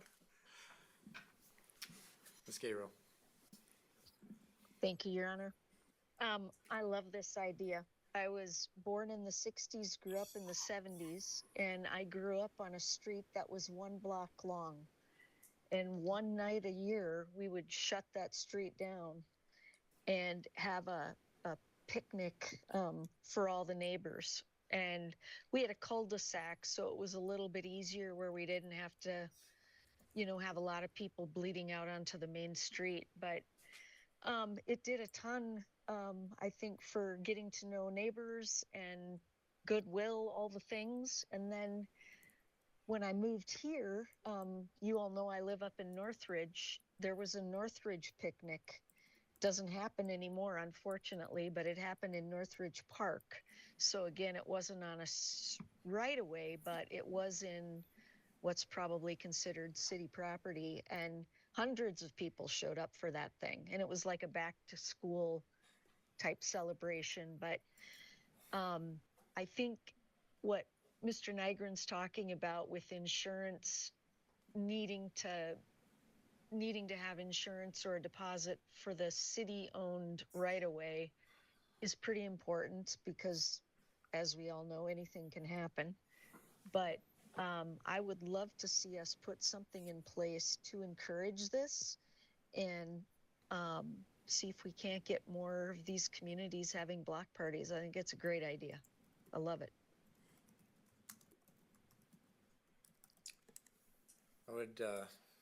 I agree. I didn't realize that this wasn't allowed, actually, until this showed up on our agenda. It surprised me that this is not something we already have in place.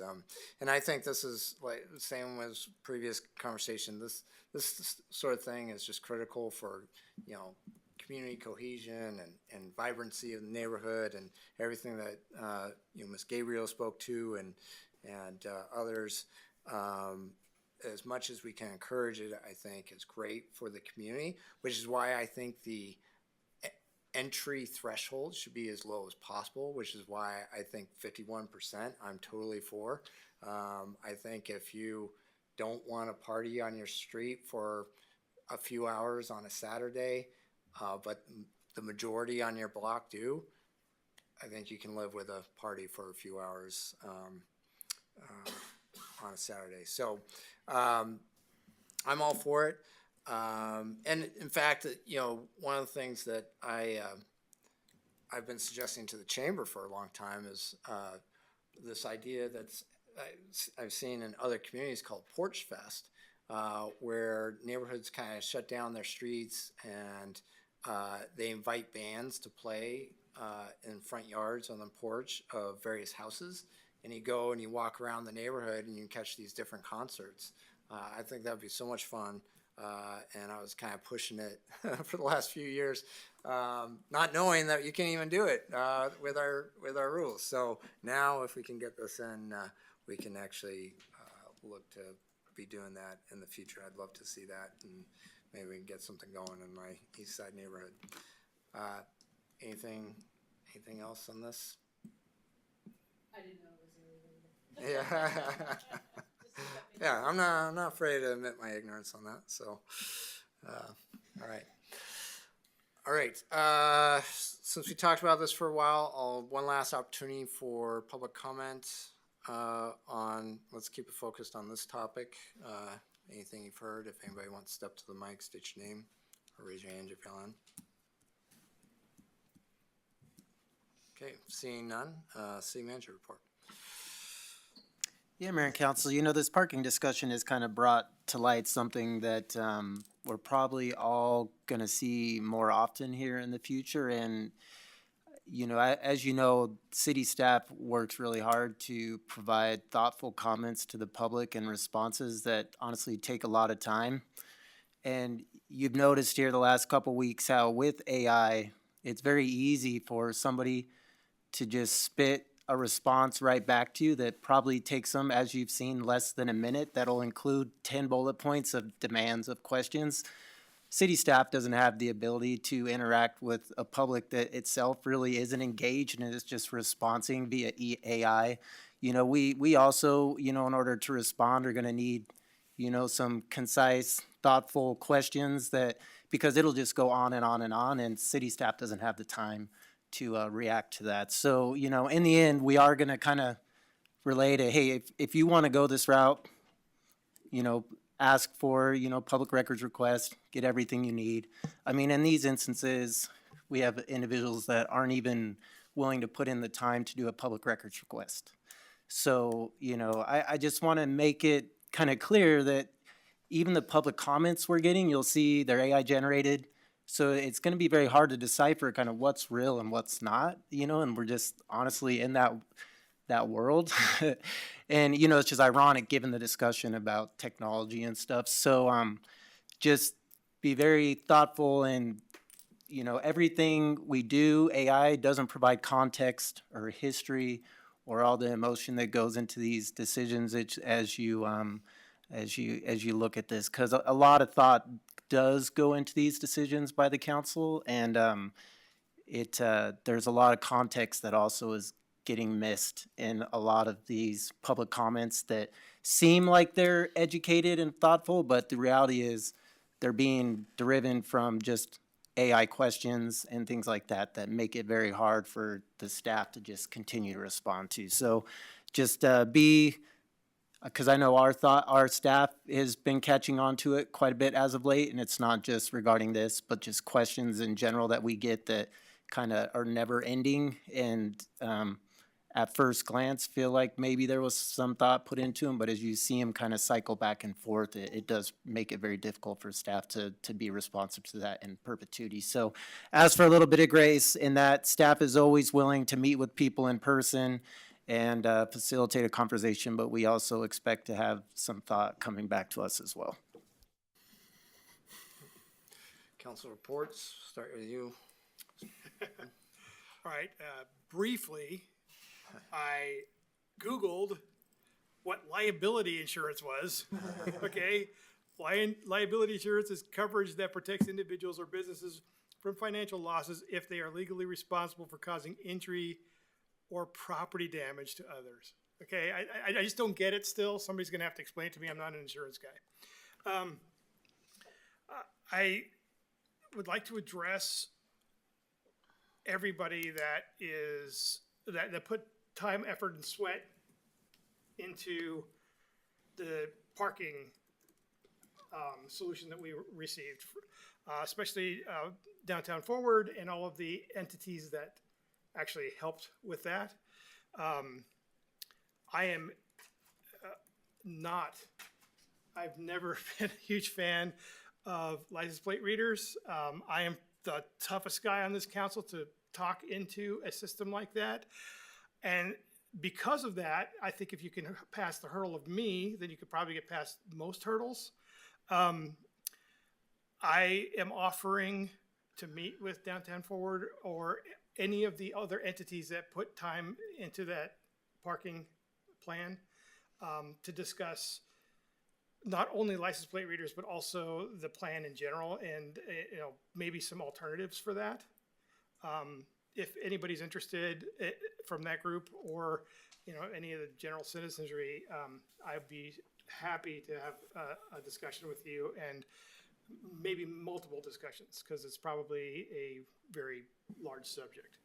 I also would like to, just have everybody realize that we are looking at a license plate reader at the worst possible time in history right now. It wasn't even as big of a deal in May when we talked about it. Right now, it is the hot topic out there.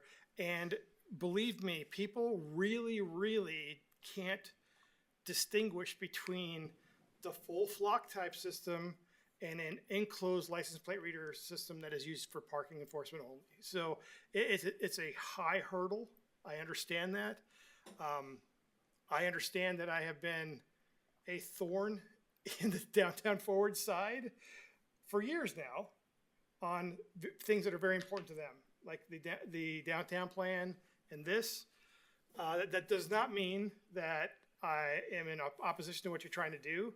I want to just have some healthy discussion about it. I want you to help me understand and to convince me of some of these things. And I'll tell you where I'm coming from. And maybe that discussion will glean something important, right? And, you're not going to have a harder time with anybody up here besides this guy. I understand that. I know I'm a problem. Okay. So, please take me up on that offer. I would love to discuss this with you. I have some ideas. I also have some things about LPR that I'd like to discuss as well. More intricate. I'm a technology worker. I work kind of in this field, not specifically with license plate readers, but with security for defense contractors. So I'm fairly familiar with systems like this, and I'd just like to discuss some things with you if you're interested. So I'll make that offer and pass it on to Jed. I think we kind of crapped on downtown last week. And I'm part of that. And I'm not going to point out anybody else that did, but I still have a motivation to have rules in place before an RFP. I think that's what Ms. Blank stated clearly last week. It can be done. We can reverse this and not have to get the bid first. They should see our rules. Maybe they can't meet it. They should see the 7 or 8 points, I believe the mayor said. I think you added a couple. I'm willing to look at them and move that forward to accommodate the needs of downtown. That makes sense to me. I mean, these people worked hard. We supported this for a long time. And then all of a sudden we have, which I'm wondering if some of this is people that aren't, I know they're not from Kalispell. They announced Marion. They announced Whitefish. Not that I don't care about the outlying community, but we do in fact work for the residents of Kalispell. That's who elected us. That's who's paying us this big raise. That's who we represent, right? And I think that we got a little sidetracked by the comments, but I appreciate them and I appreciate what you're saying. I just want to reverse things a little bit, and I've talked to the manager, city manager, about this a little. I think the rules spelled out prior to the RFP or part of the request for proposals will help us. If we don't like something, then we move on, and maybe they don't provide that, and we end up sidetracked once again. But that seems to make sense to me, and I want to kind of go on record as saying I think that although it's our job to listen to everybody, we really need to hone in on who we are listening to. Again, I care about Marion. I care about kind of Whitefish. I really do. But these are the people that had worked hard, and I just kind of wanted to go on record and say, I guess I feel like, although deserved, and I want to backtrack, and I want to take a break, and I want some better rules in place, I think that we crapped on downtown Kalispell. I've had a lot of opportunity for reflection this last week. And John, when he was up here, made a point of saying that he was incorrect about a few things. I think one thing we were incorrect about was not having the policy in place first. I think that the prevalence of disinformation that existed online was in part predicated on us not being very clear about what we were doing. I think that there's an opportunity to correct that with the policy, perhaps an ordinance of the things that are not available as options. Most of the things that were issues last week are specifically outlawed by Montana statute. If we need to put that in place in an ordinance saying that we're not going to do these things, then that's great. But let's be very clear about what we are doing and do it beforehand. The other thing that was very common, that was very interesting to me this week is the prevalence of AI in terms of the public discourse, both online through the comments that we're receiving, both online and in person. And I think it's important I use AI every day at work. It's an incredible tool, but it has the opportunity to be misused dramatically if it's not a tool, but instead just replaces critical thinking. And we're seeing that a lot. Jared's comments, I think, are part of that. So take a little bit of time to figure out what is AI and what's not. I just asked AI to point out some of its cliches, and it took a while for me to actually get it to do it. But it does certain things like this fake emphasis opener. Let me be clear. AI-generated comments threaten the integrity of public input, full stop, right? We hear that often. The padding, the rule of 3 padding. Comments should be authentic, transparent, and accountable. 3 things in a row, commonly, almost exclusively AI. There's about 7 of them that AI gave me along these lines, but there are patterns, and it's important for us to be able to use our critical thinking skills in order to understand what is coming to us and the weight that it should be given. Mr. Waterman. Thank you, Mr. Mayor. Council, sorry not to be there in person because I really do value these conversations and the conversations that we have, even if I'm here remotely. Made the comment last week that we are clearly going to have more conversations about parking, and already hearing that I'm really supportive of the idea of putting policy first and making sure that we are moving things and thinking about the vibrancy of downtown. And then today, just really thankful that the council had some conversations about the parking lots, and really excited to see a little bit more fun being proposed for what we could be doing in the neighborhoods and the block parties. So thank you for the great work session. Look forward to being home and joining you all next week.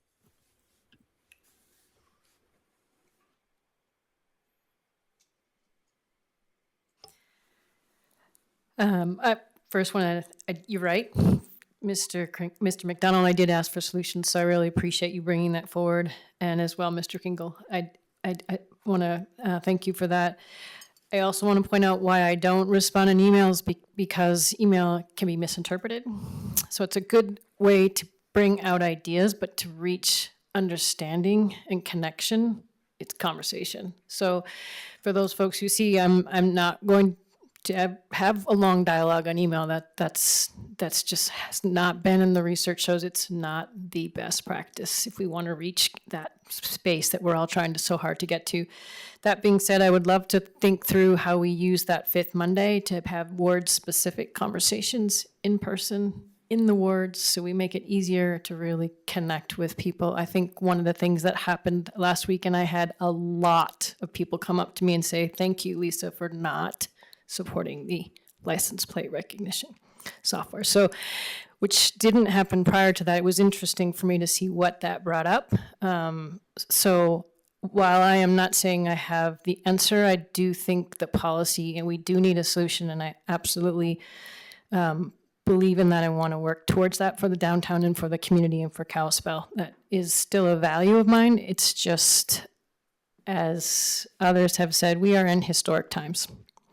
People are frightened, they're uncomfortable. We don't have control over a lot of this technology. And that's what I did a bit of research this week as well. And even when you put in policy and breaks, it's only as good as the people who are enforcing it. So I just think we need to be mindful of that. There are reasons why people are frightened and uncomfortable, and I don't want to walk away from that. And there are other solutions for parking that aren't chalk either. So I would really, for me, I just think it's important for us to have a policy to really talk through what are those others and what's the price we're willing to pay for enforcement. We know enforcement is what's going to work in downtown. Absolutely on board for that. What kind of enforcement do we want, and what are we willing to compromise for that enforcement? And what I heard last week is I heard a lot of concerns about control towards my personal data. And yes, we don't understand a lot of it, but we also don't have a lot of control of it at the end of the day. We still don't. So those are my thoughts. Is I hope we can do some more focused in-person ward-specific conversations, and for those folks who are looking for an exchange on email, I want to apologize. Come talk to me. Be happy to go out for a coffee.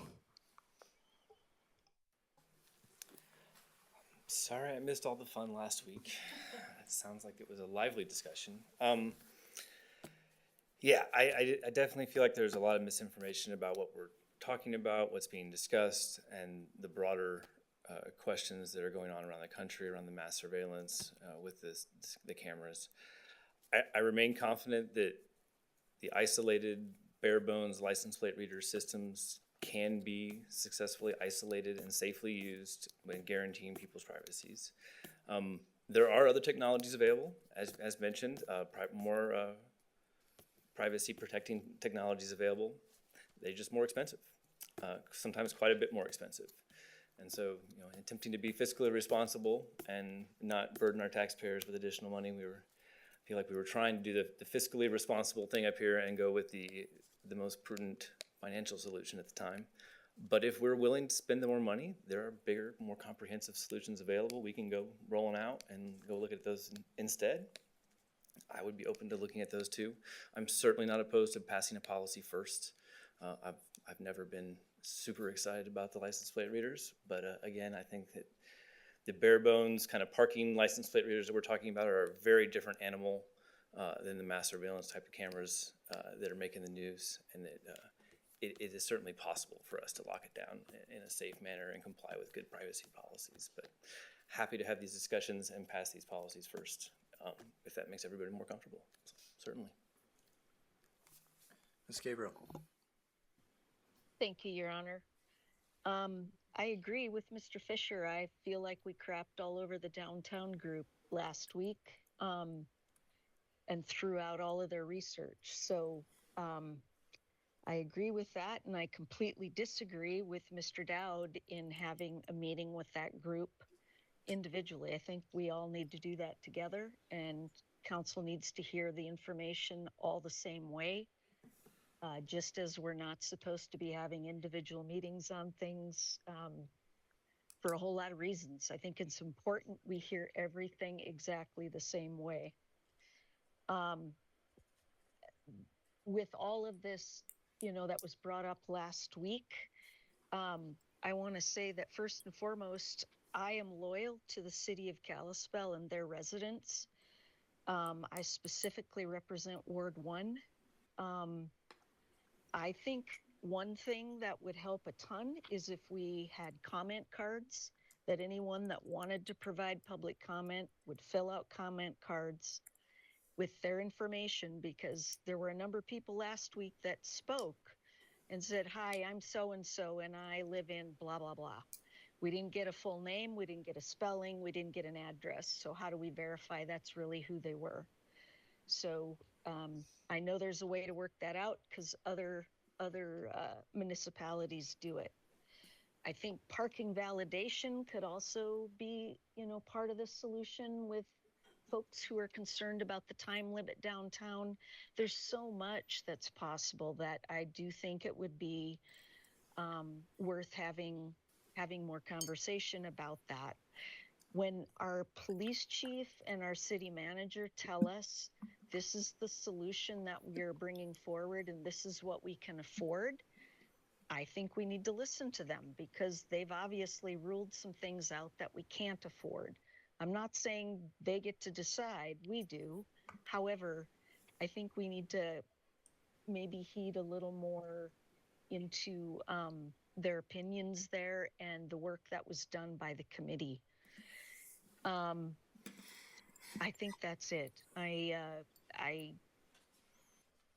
just, the other thing, council, stay off of Facebook and stop sitting on 411 and listening to all the crap that's going back and forth. I think that gets people riled up and makes a false sense of what's really important. I just think you should all stay off Facebook. I can't do it anymore. I can't even go there. Can't watch it. Can't listen to it. That's my my 2 cents. Thank you. Thank you. Yeah, so I was gone for 3 meetings, and as I said before I left, there's never a good time to leave, but you always hope that it's pretty quiet when you're gone. And I certainly heard about last week, and I always feel bad about missing big important meetings. But I do appreciate Council President Waterman for filling in, and I think he did a great job chairing the meetings while I was gone. So a number of things I want to just touch on. One, there was a public comment recommendation, maybe making clear that public parking permits are available to anyone in the public on our website. If we don't have that on there, maybe that'd be easy thing to make clear on our website in response to public comment. In terms of license plate readers, I don't want to speak on this too long, but I did watch the meeting last week. And was frustrated by the misinformation and the focus on a lot of national news. I agree with the comment that it's like the worst possible time to have this come before us, because just like I think everybody else in my news feed of social media, I'm seeing just tons and tons of stuff about the surveillance system and all these terrible stories, and I'm on board with everybody that's like, this is terrible stuff, but it's very much removed from what we were actually proposing. And I think it's important to remember why we were proposing it, not only because of Downtown Forward's proposal, and it was a central feature of making that work, right? Chalking tires, it doesn't work. It takes, as the city manager had stated, 4 hours to do, and we have a 2-hour time limit. So we weren't enforcing our downtown parking. So, people saying go back to chalking tires, I don't think that's an option, because it's not effective, it's not efficient, and so if it's not license plate readers, we do need something else, because chalking tires just doesn't work. But the reason we are looking at technology and getting that efficiency is because it freed up that parking officer to do other things. We had an animal warden position that didn't do enough things, so we could combine those positions, but also the code enforcement, which we've heard endlessly from the public that they want. We're the only large community that doesn't have code enforcement dedicated person. We had an opportunity to combine 3 different positions in one through the efficiency of new technology. So it's not just about saving money on a position, which was kind of stated a lot at last week's meeting. Instead, we should just pay somebody to do the chalking. No, there were 3 different positions we were going to combine into this position and get a position of code enforcement that we've been talking about for years to do. Not only that, but there's other positions we need, like a transportation planner that we've talked about, that if we then don't do this and have to hire a code enforcement officer, that means we can't do a transportation planner if we're only doing, you know, an additional position with our budget and so forth. So it has all these ramifications if we don't move forward with kind of some sort of plan to be more efficient with our parking enforcement downtown. So I think that's important to recognize, because I don't think the public comment truly appreciated the motivation we had and what was kind of steering us towards technology and gaining that efficiency. And I just want to state, somebody in the public comment mentioned a John Oliver program that highlights all the problems. I watched that. I listened to it all. I still feel that it's different from what we were proposing.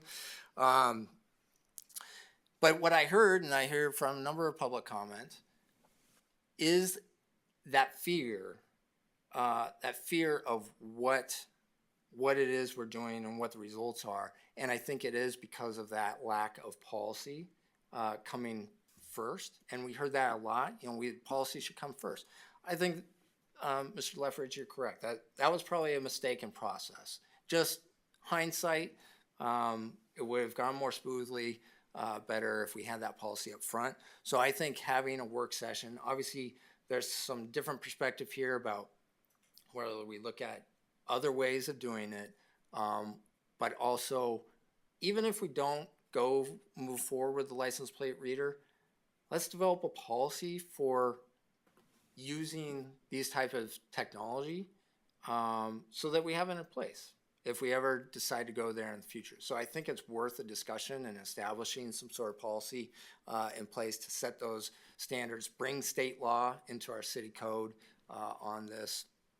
I think that will give the public a lot of reassurance and kind of tamp down the fear that is going on, that's being driven by the national narrative and based on kind of lack of clarity of what we're going to do because we don't have a policy that's guiding us. So I think a future work session is in order, and it sounds like there's kind of general agreement that more discussion's needed on that.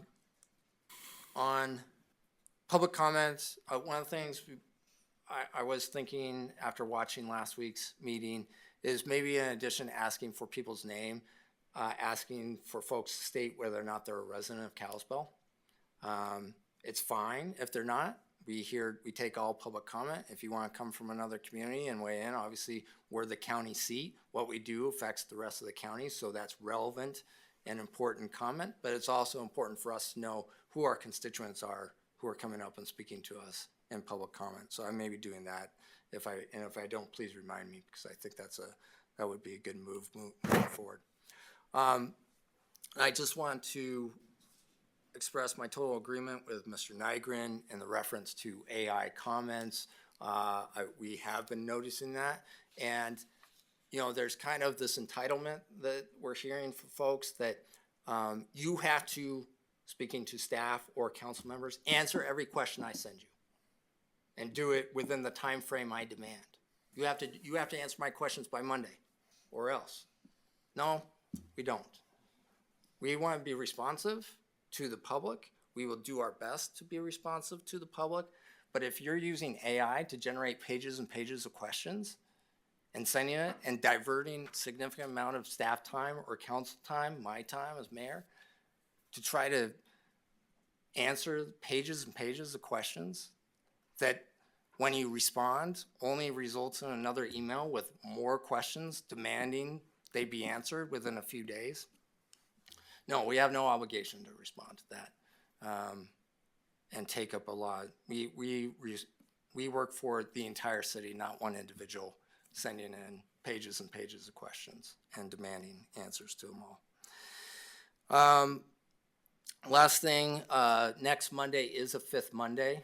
As you know, I've committed to town halls on fifth Mondays, at least for this year, to have an opportunity for the public to have a more informal kind of back and forth discussion. Anyone from council is welcome to join. It'll be, as we did last time, here at council chambers, 7 o'clock next Monday.